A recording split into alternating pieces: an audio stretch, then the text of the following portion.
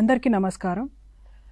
ఈరోజు మనము చర్చించే అంశం హెచ్బిఎన్సి, హెచ్బివైసి అండ్ బ్రెస్ట్ ఫీడింగ్ మరియు 11వ ఆగస్టు నుంచి ప్రారంభమవుతున్న ఎన్డిడి యొక్క క్యాంపెయిన్ గురించి అండ్ మరియు యూవిన్ గురించి. సో హెచ్బిఎన్సి అంటే మనకు తెలిసిందే home based newborn care and HBYC అని అంటే home based young care. So breast feeding and also మన ఎన్డిడి అండ్ యూవిన్ గురించి. సో ఈ అంశం గురించి చర్చించడానికి ఈరోజు మనతో పాటు ఉన్నది doctor Vikram Reddy. So is a state consultant from UNICEF and నా పేరు doctor Jyotsna from UNDP. So ఇద్దరము ఇక్కడ commissioner of health and family welfare ఆఫీస్లో వర్క్ చేస్తాము. సో ఈరోజు మనము మొదటిగా హెచ్బిఎన్సి, హెచ్బివైసి అండ్ మరియు బ్రెస్ట్ ఫీడింగ్ గురించి చర్చించుకుందాం. డాక్టర్ విక్రమ్. అందరికీ నమస్కారం అండి. నా పేరు డాక్టర్ విక్రమ్ రెడ్డి. నేను యూనిసెఫ్ వైపు నుంచి maternal child health and adolescent health కన్సల్టెంట్గా వర్క్ చేస్తున్నాను. సో జ్యోత్స్న గారు చెప్పినట్టు ఈరోజు మనం కొన్ని టాపిక్స్, ముఖ్యంగా చైల్డ్ హెల్త్ ప్రోగ్రామ్లో వచ్చే టాపిక్స్ పైన డిస్కషన్ చేస్తున్నాము. సో దానిలో ఫస్ట్ టాపిక్ వచ్చేసి breastfeeding practices, home based newborn care, అలాగే home based young child care గురించి డిస్కస్ చేస్తాము. సో బ్రెస్ట్ ఫీడింగ్ గురించి మన అందరికీ తెలిసిన విషయం ఏంటంటే, మన అందరికీ తెలుసు చిన్నపిల్లల గ్రోత్లో అంటే వాళ్ళ పెరుగులో మదర్ మిల్క్ అంటే అమ్మ పాలు చాలా ముఖ్యమైన అంశము. 2 years వరకు వాళ్ళు తినే ఆహారంలో అమ్మ పాలు ఒక చాలా ఇంపార్టెంట్ అయిన కాంపోనెంట్ అని మనం ప్రతిసారి మదర్స్ కానీ ఏఎన్సీ డెలివరీ అయ్యే మదర్స్కి మనం చెప్తూ ఉంటాము. అది ఎందుకు? సో ముఖ్యంగా ఏంటంటే తల్లి పాలు ముఖ్యంగా ఎందుకు ఉంటుందంటే, ఫస్ట్ దానిలో ఉన్న న్యూట్రిషనల్ బెనిఫిట్స్.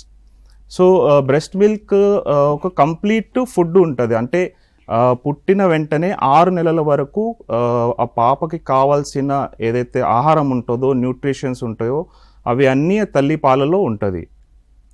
దాంతోపాటు ఈ తల్లి పాలలో ఒక కరెక్ట్ బ్యాలెన్స్, పాపకు కానీ బాబుకు కానీ కావాల్సిన బ్యాలెన్స్డ్ డయట్ మనం ఏదైతే అంటామో అది ఆ పాలలో ఉంటుంది. ఫర్ ఎగ్జాంపుల్ న్యూట్రిషన్స్ కానీ, ఎంజైమ్స్ కానీ, హార్మోన్స్ కానీ ఏదైతే ఆ పాపకు కావాలో అది ఈ తల్లి పాలలో ఉంటుంది. దాంతోపాటు ముఖ్యమైనదంటే ఏంటంటే ఇమ్యూనలాజికల్ ప్రొటెక్షన్. అంటే పిల్లలకు వేరే జబ్బు రాకుండా వాళ్ళకు సేఫ్ చేయడానికి తల్లి పాలు చాలా ఇంపార్టెంట్. ఫర్ ఎగ్జాంపుల్ మనం చాలాసార్లు చూస్తాము 6 నెలల పిల్లలు కానీ 2 years వరకు పిల్లల్లో డైరియా అంటే విరేచనాలు చాలా ఎక్కువ అవుతుంటాయి. సో అలాంటి సిచ్యువేషన్లో పిల్లలకి కాపాడడానికి తల్లి పాలు చాలా ముఖ్యం. అలాగే నిమోనియా అంటే ఊపిరితిత్తుల వ్యాధులు ఏదైతే అవుతుందో దానిలో కూడా తల్లి పాలతో వచ్చే యాంటీబయాటిక్స్ పిల్లలకి చాలా ఇంపార్టెంట్గా ఉంటాయి. దాంతోపాటు పిల్లలు డెవలప్ అయ్యేటప్పుడు వాళ్ళ బ్రెయిన్ డెవలప్మెంట్కి, వాళ్ళ ఐక్యూకి ఈ తల్లి పాలు చాలా ముఖ్యము. సో మనం మామూలుగా బయట చూస్తే డబ్బా పాలు ఎవరికి ఇస్తారో వాళ్ళ కంపేర్ చేస్తే తల్లి పాలు ఇచ్చిన పిల్లలకి ఐక్యూ లెవెల్ చాలా మంచి ఇంప్రూవ్ అవుతుంది. దాని గురించి మనం ఇంకా ముందు కూడా చూస్తాము. దీంతోపాటు తల్లి పాలు ఇస్తే పాపకు కాకుండా తల్లికి కూడా చాలా ఇంపార్టెంట్ ఉంటుంది. ఎందుకంటే తల్లి పాలు ఇచ్చేటప్పుడు ముఖ్యంగా ఎప్పుడంటే డెలివరీ అయిన వెంటనే పాలు ఇస్తే ఆక్సిటోసిన్ అనే ఒక హార్మోను బాడీలో సీక్రెట్ అవుతుంది. దాంతో ఏమవుతుందంటే బ్లీడింగ్ అంటే అతిరక్త పోవడము అది తగ్గిపోతుంది. సో ఈ తల్లి పాలు రెగ్యులర్గా ఇస్తే పాపకు కాకుండా తల్లిలకు కూడా చాలా ఇంపార్టెంట్ ఉంటుంది, బెనిఫిట్స్ ఉంటాయి. ఒకటి ఏంటంటే రక్తస్రావం తగ్గిపోతుంది. ఇంకొకటి అంటే కొన్ని వ్యాధులు ఉంటాయి, క్యాన్సర్ గురించి మనకు తెలుసు, బ్రెస్ట్ క్యాన్సర్ కానీ ఓవరియన్ క్యాన్సర్ కానీ ఇలాంటి వ్యాధులు రాకుండా కూడా ఉండడానికి అవకాశం ఉంటాయి. సో తల్లి పాలు ఇవ్వడానికి ఇది ఒక ముఖ్యమైన పాయింట్స్. సో తల్లి పాలు ఇవ్వడానికి లేదా అంటే బ్రెస్ట్ ఫీడింగ్ ప్రాక్టీసెస్లో మనం చూసుకుంటే 3 ముఖ్యమైన భాగాలు ఉంటాయి. ఒకటి ఇమీడియట్ బ్రెస్ట్ ఫీడింగ్, ఒకటి ఎక్స్క్లూజివ్ బ్రెస్ట్ ఫీడింగ్ అండ్ ఒకటి complementary breast feeding. So immediate breast feeding అంటే ఏంటి? పుట్టిన వెంటనే మొదటి 1 hourలో 1 గంట లోపనే పిల్లలకు తల్లి పాలు పట్టించాలి. అది ఎందుకు? ఒకటి ఆ పాప పుట్టిన వెంటనే ఆ ఎన్వైర్న్మెంట్కి అడాప్ట్ అవ్వడానికి చాలా ఈజీగా ఉంటుంది. తల్లి పాలు తాగుతుంటే ఆ బేబీ ఈజీగా సర్వైవ్ అయ్యే ఛాన్సెస్ ఉంటుంది. ఇంకొకటి ఏంటంటే స్కిన్ టు స్కిన్ కాంటాక్ట్. అంటే మామూలుగా పుట్టిన వెంటనే ఆ బేబీకి తల్లి ఛాతీ పైన ఇలా పడుకోపెడితే స్కిన్ టు స్కిన్ కాంటాక్ట్ అయితే ఆ వెచ్చతనంతో బేబీ కూడా వెచ్చగా అవుతుంది. సో అది కూడా చాలా హెల్ప్ఫుల్గా ఉంటుంది. అలాగే తల్లి పాలు తాగుతూ ఉంటే నేను మీకు ఇందాకే చెప్పాను, ఆక్సిటోసిన్ హార్మోన్ రిలీజ్ అవుతూ యూటరైన్ కాంట్రాక్షన్ అంటే బ్లీడింగ్ కూడా తగ్గే అవకాశం ఉంటుంది. సో అందుకే మనము పుట్టిన వెంటనే విదిన్ 1 hour ఇమీడియట్గా ఇవ్వాలని చెప్తాము, కానీ అట్లీస్ట్ విదిన్ 1 hour మనము బ్రెస్ట్ ఫీడింగ్ స్టార్ట్ చేయించాలి. అలాగే ఒక ముఖ్యమైన అంశము పుట్టిన వెంటనే ఇవ్వాల్సిన పాలలు కొలెస్ట్రాల్. ఎల్లో కలర్లో ఒక ఫస్ట్ మిల్క్ ఏదైతే వస్తుందో అది చాలా ఇంపార్టెంట్ అయిన పార్ట్. దానిలో చాలా ముఖ్యమైన యాంటీబయాటిక్స్ అవి ఉంటాయి. సో అది ఏంటంటే మన పాపకు జాండిస్ రిడక్షన్లో చాలా హెల్ప్ఫుల్ ఉంటుంది. అండ్ దీనిలో అందరికైనా ఒక ముఖ్యమైన పార్ట్ ఏంటంటే తల్లి బిడ్డ ఒక బాండింగ్ పెరుగుతుంది. సో ఇమీడియట్గా బ్రెస్ట్ ఫీడింగ్ స్టార్ట్ చేస్తే ఈ ఫిజియోలాజికల్ బెనిఫిట్స్ కాకుండా మెంటల్గా ఒక తల్లికి ఒక సాటిస్ఫాక్షను, అలాగే పాపకు కూడా ఇమీడియట్గా ఫీడింగ్ స్టార్ట్ అవుతుంది. సో దీనిలో మనం చేయాల్సిన ముఖ్యమైన అంశం ఏంటంటే లేబర్ రూమ్లో డెలివరీ అయ్యంగానే మదర్కి కౌన్సిల్ చేయాలి. ఇమీడియట్గా బ్రెస్ట్ ఫీడింగ్ స్టార్ట్ చేయడానికి ఫ్యామిలీ మెంబర్స్ కూడా కౌన్సిల్ చేయాలి.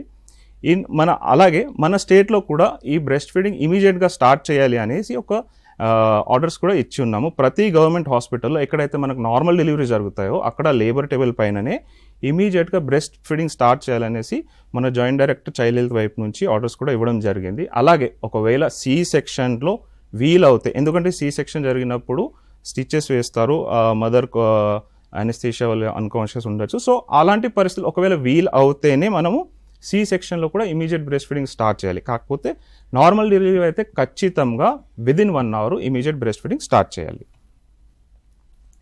సో ఇమీడియట్ బ్రెస్ట్ ఫీడింగ్ అయిన తర్వాత వచ్చే ఇంకొక అంశం ఏంటంటే ఎక్స్క్లూజివ్ బ్రెస్ట్ ఫీడింగ్. అంటే పుట్టిన వెంటనే 6 నెలల వరకు బేబీ 6 నెలల వరకు వయసు అయ్యే వరకు ఓన్లీ తల్లి పాలు మాత్రమే ఇవ్వాలి. అది కాకుండా వేరే ఏది మీరు ఇప్పుడు పైన ఫిగర్ మీకు వచ్చింది, ఆడ మీరు చూడొచ్చు డబ్బా పాలు కానీ తేనె కానీ వేరే మెడిసిన్ అంటే కొన్ని మనము పల్లెటూరులో చూస్తుంటాం నెయ్యి కానీ అలాంటివి కానీ, లేదా చలికాలంలో వేడి వాటర్ అలాంటివి ఏమీ ఇవ్వకూడదు. దీనివల్ల ఎక్స్క్లూజివ్లీ ఓన్లీ తల్లి పాలే ఇస్తే దీనిలో లాభం ఏంటంటే ఇందాక మనం చూసాము, దానిలో ఆ బేబీకి కావాల్సిన అన్ని ముఖ్యమైన అంశాలు అంటే వైటమిన్స్ కానీ హార్మోన్స్ కానీ అవి అన్నీ ఉంటాయి. సో వేరే బయట నుంచి ఇవ్వాల్సిన మనకు అవసరం ఏమీ ఉండదు. సో అందుకే 6 నెలల వరకు ఓన్లీ తల్లి పాలే ఇవ్వాలి. దీనిలో ముఖ్యంగా మాల్ న్యూట్రిషన్ తగ్గే అవకాశం ఉంటుంది. ఆ ఏజ్ తగ్గట్టుగా వెయిట్ గెయిన్ కూడా అవుతుంది. దాంతోపాటు ఒక ముఖ్యమైన పాయింట్ ఏంటంటే మన తెలంగాణలో ఒక చిన్న కల్చరల్ ప్రాక్టీస్ ఏంటంటే పుట్టిన వెంటనే తేనె ఇవ్వడం కానీ నెయ్యి చక్కెర ఇలాంటి పెట్టడం జరుగుతుంది కొన్ని ఏరియాస్లో. సో అలాంటి ఎంకరేజ్మెంట్ మనం అస్సలు చేయకూడదు. ఓన్లీ మదర్ మిల్కే మనము 6 months వరకు కంపల్సరీగా ఇవ్వాలి. డాక్టర్స్ ఏదైనా జబ్బు వచ్చి మెడికేషన్స్ ఇచ్చే తప్ప అది కాకుండా వేరే ఏది కూడా తల్లిపాలు తప్ప ఏమీ ఇవ్వకూడదు. సో ఇది ఎక్స్క్లూజివ్ బ్రెస్ట్ ఫీడింగ్ గురించి పాయింట్స్. సో బ్రెస్ట్ ఫీడింగ్ చెప్పినప్పుడు స్పెషల్గా ఎక్స్క్లూజివ్ బ్రెస్ట్ ఫీడింగ్ చెప్పినప్పుడు ఒక ముఖ్యమైన పాయింట్ అంటే అటాచ్మెంటు బేబీ పాపది ఆ మదర్ బ్రెస్ట్కి ఎలా ఉండాలి. సో మీరు ఇక్కడ ఫోటోలో మీరు చూడొచ్చు 2 రకాలుగా ఉన్నది. ఫస్ట్ పైన ఉన్నది ముఖ్యంగా ఏంటంటే బేబీ పొజిషన్స్ ఎలా ఉండాలి, హెడ్ బాడీ ఒక స్ట్రేట్ లైన్లో ఉండాలి. తర్వాత హెడ్కి ఇలా ఒక చిన్న సపోర్ట్ లాగా ఇలా పెట్టుకుంటారు కదా, అలా కరెక్ట్ స్ట్రేట్ లైన్లో ఉండి హెడ్కి సపోర్ట్ ఇస్తూ మదర్ ఫీడింగ్ స్టార్ట్ చేయాలి. సో ల్యాచింగ్, దీనిలో ఇంకొక పాయింట్ ఏంటంటే ల్యాచింగ్ అంటే బేబీ బ్రెస్ట్ ఫీడ్ చేసేటప్పుడు మౌత్ ఓపెన్ చేసి బ్రెస్ట్ ఫీడింగ్ స్టార్ట్ చేసే పొజిషన్. సో దీనిలో మీరు చూడొచ్చు, దీనిలో ఒక గ్రీన్లో ఉన్నది కరెక్ట్ టెక్నిక్ ఆఫ్ ల్యాచింగ్. అంటే ఏంటంటే మొత్తం మౌత్ ఓపెన్ ఉంది, కింద ఉన్న లిప్ ఫోల్డ్ అయి ఉంది, అలాగే సక్లింగ్ చేసేటప్పుడు కూడా స్లోగా నెమ్మదిగా బాగానే సక్లింగ్ చేస్తాడు. అలాగే కింద చూస్తే కరెక్ట్ టెక్నిక్ కాదు, అది కింద చూసేది మీరు కరెక్ట్ టెక్నిక్ కాదు. ఏంటంటే జస్ట్ బ్రెస్ట్లో ఉన్న ఓన్లీ నిప్పలే సక్ చేస్తుండు. అలాంటి అప్పుడు బ్రెస్ట్ ఫీడింగ్ సరిగ్గా అవ్వదు, పిల్లది కడుపు సరిగ్గా నిండదు. అలాగే ఆ సక్లింగ్ చేసేటప్పుడు కూడా నిప్పల్ పైన ఇంజురీ అయ్యే ఛాన్సెస్ ఉంటుంది. So correct technique of attachment to the breast is very important. అంటే బ్రెస్ట్ ఫీడింగ్ చేసేటప్పుడు ఈ అటాచ్మెంట్ సరిగ్గా ఉంటే తల్లికి కూడా ఇబ్బంది ఉండకుండా ఉంటుంది, అలాగే పాప కూడా సరిగ్గా పాలు తాగడం జరుగుతుంది. సో దీని తర్వాత థర్డ్ పార్ట్, మనం బ్రెస్ట్ ఫీడింగ్లో చూసిన first part immediate breast feeding, తర్వాత ఇంకొక పార్ట్ ఎక్స్క్లూజివ్ బ్రెస్ట్ ఫీడింగ్, దీని తర్వాత కాంప్లిమెంటరీ ఫీడింగ్. అంటే 6 నెలలు కంప్లీట్ అయిన తర్వాత తల్లి పాలు కాకుండా వేరే ఆహారం కూడా మనం పెట్టాలి. అది 2 years వరకు. అంటే 2 years వరకు తల్లి పాలు మనము కంపల్సరీగా ఆ పాపకి ఇవ్వాలి.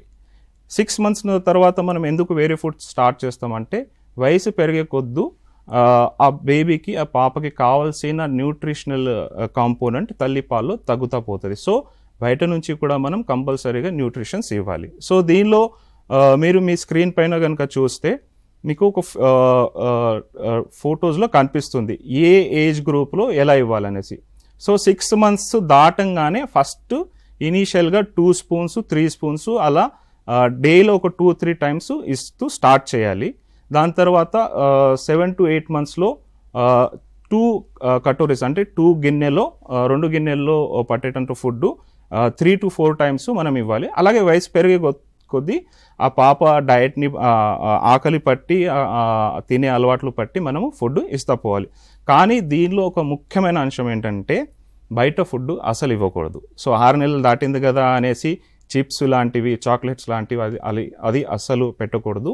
ఇంట్లో వండిన ఫుడ్డే పెట్టాలి. బయట ఉన్న ఫుడ్ కొన్ని మనం సిటీస్లో చూస్తాము బర్గర్స్ కానీ పిజ్జాస్ కానీ ఇలాంటి అలవాటు చేయకూడదు. ఎందుకంటే ఆ ఏజ్ గ్రూప్లో వాళ్ళకి కావాల్సిన న్యూట్రిషనల్ డయట్ కరెక్ట్గా పెడితే పెరిగిన తర్వాత వాళ్ళకి చాలా బెనిఫిట్స్ ఉంటాయి. సో కాంప్లిమెంటరీ ఫీడింగ్లో ముఖ్య పార్ట్ ఏంటంటే 6 months తర్వాత తల్లి పాలతో సహా బయట మన ఇంట్లో వండుకునే ఫుడ్ కూడా వాళ్ళకు పెట్టాలి. సో ఈ ఫుడ్ ఎలా ఉండాలి? సో 6 months తర్వాత వేరే ఏజ్ గ్రూప్కి మనం వాళ్ళకి ఫుడ్ పెట్టే విధానం అది వండే విధానం కూడా వేరేగా ఉంటుంది. సో మీరు స్క్రీన్ పైన చూడొచ్చు 6 to 9 months ఉన్న పిల్లలకి మనం మామూలుగా ఫ్రూట్స్ మన ఇంట్లో ఉన్న కూరగాయలు ఆకుకూరలు ముఖ్యంగా దేనిలో అయితే వైటమిన్ ఏ కానీ ఐరన్ కానీ ఎక్కువ ఉంటుందో అది పెట్టాలి. సో ఇనీషియల్గా మనం ముందు చూసినట్టు 2 to 3 spoonsతో స్టార్ట్ చేస్తూ స్లోగా మనం ఆ క్వాంటిటీని పెంచుతూ పోవాలి. సో ఈవినింగ్ టైంలో ఒక స్నాక్ అంటే అరటికాయ కానీ యాపిల్ కానీ దాన్ని బాయిల్ చేసి లేదా అరటికాయని మంచి స్మాష్ చేసి కూడా మనం పెట్టచ్చు. సో ఇది 6 months to 9 monthsలో ఉన్న పిల్లలకి ఫుడ్ పెట్టేటప్పుడు ఒక ముఖ్యమైన జాగ్రత్త ఏం చూసుకోవాలంటే అది మరీ గట్టిగా ఉండకుండా స్పూన్తోని ఇలా కింద చేస్తే పడకుండా ఉండాలి అంతే. లిక్విడ్గా కూడా ఉండకూడదు, మరీ గట్టిగా మనం తినేటట్టు అలా గట్టిగా కూడా ఉండద్దు, మెత్తగా ఉండాలి. ఎందుకంటే ఆ టైంలో డైజెషన్కి కూడా వాళ్ళకు చాలా ఈజీగా ఉంటుంది. సో ఫుడ్ మరీ గట్టిగా ఉండకుండా మరీ వాటర్లా ఉండకుండా సెమీ సాలిడ్గా ఉండాలి. సో నెక్స్ట్ 9 to 12 monthsలో పిల్లలు కూడా సేమ్ మనము డార్క్ గ్రీన్ వెజిటబుల్స్ అంటే ఆకుకూరలు కానీ వేరే కొన్ని ప్రదేశాల్లో ఒకవేళ ఎగ్స్ అలాంటి తింటూ ఉంటే వాళ్ళకు కూడా అది కూడా వాళ్ళకు పెట్టచ్చు.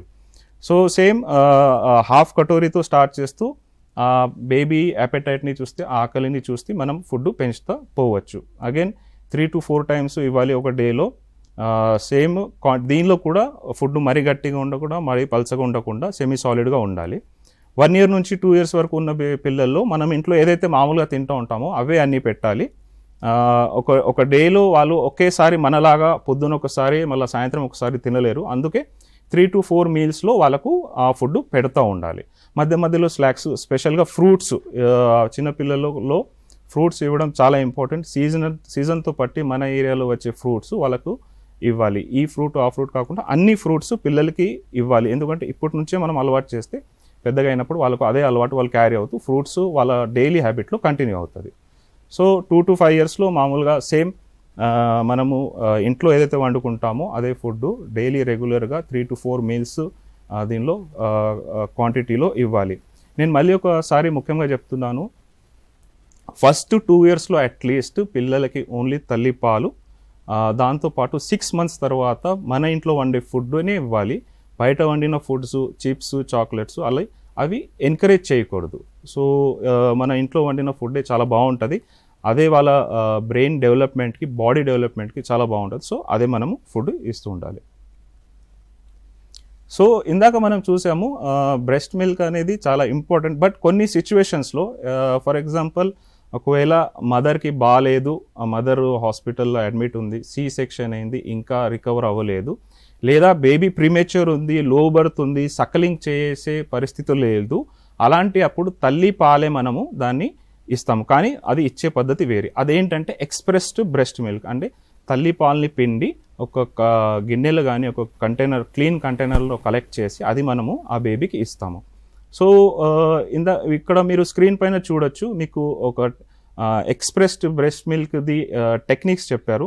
దీనిలో ముఖ్యంగా 2 రకాలుగా మనము బ్రెస్ట్ మిల్క్ ఎక్స్ప్రెస్ చేయొచ్చు. ఒకటి ఏంటంటే మన చేయితోనే, మీరు స్క్రీన్ పైన చూడొచ్చు, మీకు టెక్నిక్ చూపిస్తున్నారు. ఒకటి చేయితోనే, లేదా ఇంకొకటి మాన్యువల్గా లేదా electric pumps, manual pump or electric pumps మనకు మార్కెట్లో దొరుకుతాయి. దాని ద్వారా కూడా మనము బ్రెస్ట్ మిల్క్ ఎక్స్ప్రెస్ చేసి ఆ పాపని ఇవ్వచ్చు. కానీ దీనిలో ఒక ముఖ్యమైన అంశం ఏంటంటే, ఏ కంటైనర్లో అయితే మనం బ్రెస్ట్ మిల్క్ తీసుకుంటున్నామో అది క్లీన్గా ఉండాలి, నీట్గా ఉండాలి, వాటర్గా ఉండకూడదు, లేదా వేరే డస్ట్ కానీ అలాంటి పార్టికల్స్ ఉండకూడదు. ఎందుకంటే ఈ మిల్క్ మనం డైరెక్ట్గా బేబీకి ఇస్తున్నాము. ఇన్ఫెక్షన్ అవుతే బేబీకి కూడా ఇన్ఫెక్షన్ అయ్యే ఛాన్సెస్ ఉంటాయి. దాంతో డైరియా కానీ, నిమోనియా, దాని తర్వాత వచ్చే డిసీజెస్, మాల్ న్యూట్రిషన్ అలాంటివి అయ్యే అవకాశాలు ఉంటాయి. సో అందుకే కంటైనర్ చాలా క్లీన్గా ఉండాలి. బ్రెస్ట్ మిల్క్ ఎక్స్ప్రెస్ చేసేటప్పుడు హ్యాండ్ వాష్ ఖచ్చితంగా చేసి బ్రెస్ట్ మిల్క్ ఎక్స్ప్రెస్ చేయాలి. సో మీరు టెక్నిక్ మీ స్క్రీన్ పైన మళ్ళీ ఒకసారి మీరు చూడొచ్చు. సో ఫస్ట్ ఏంటంటే మీ థంబ్తో అప్పర్ పార్ట్ ఆఫ్ ద బ్రెస్ట్ని ప్రెస్ చేస్తూ లోవర్ 4 ఫింగర్స్తో కింద పార్ట్ ఆఫ్ ద బ్రెస్ట్ని పట్టుకొని వెనక వైపు ఒక్కసారి పుష్ చేసి మళ్ళీ బయట వైపు దాన్ని స్క్వీజ్ చేయాలి. దాంతో ఏమవుతుందంటే ఆ మిల్క్ ఆ కంటైనర్ కలెక్ట్ అవుతుంది. కలెక్ట్ అయిన మిల్క్ మనం స్పూన్తో కానీ పలాడితో కానీ ఆ పాపకి ఇవ్వచ్చు. అగైన్ ఎక్స్ప్రెస్డ్ బ్రెస్ట్ మిల్క్ ఇచ్చేటప్పుడు ఒక ముఖ్యమైన పాయింట్ ఏంటంటే, పాపకి ఆ మిల్క్ మీరు స్పూన్తో ఇలా పోయకూడదు. మూతి దగ్గర తీసుకెళ్తే పాపనే అది తాగేస్తుంది. సో మీరు ఇలా పోసే అవసరం ఉండదు.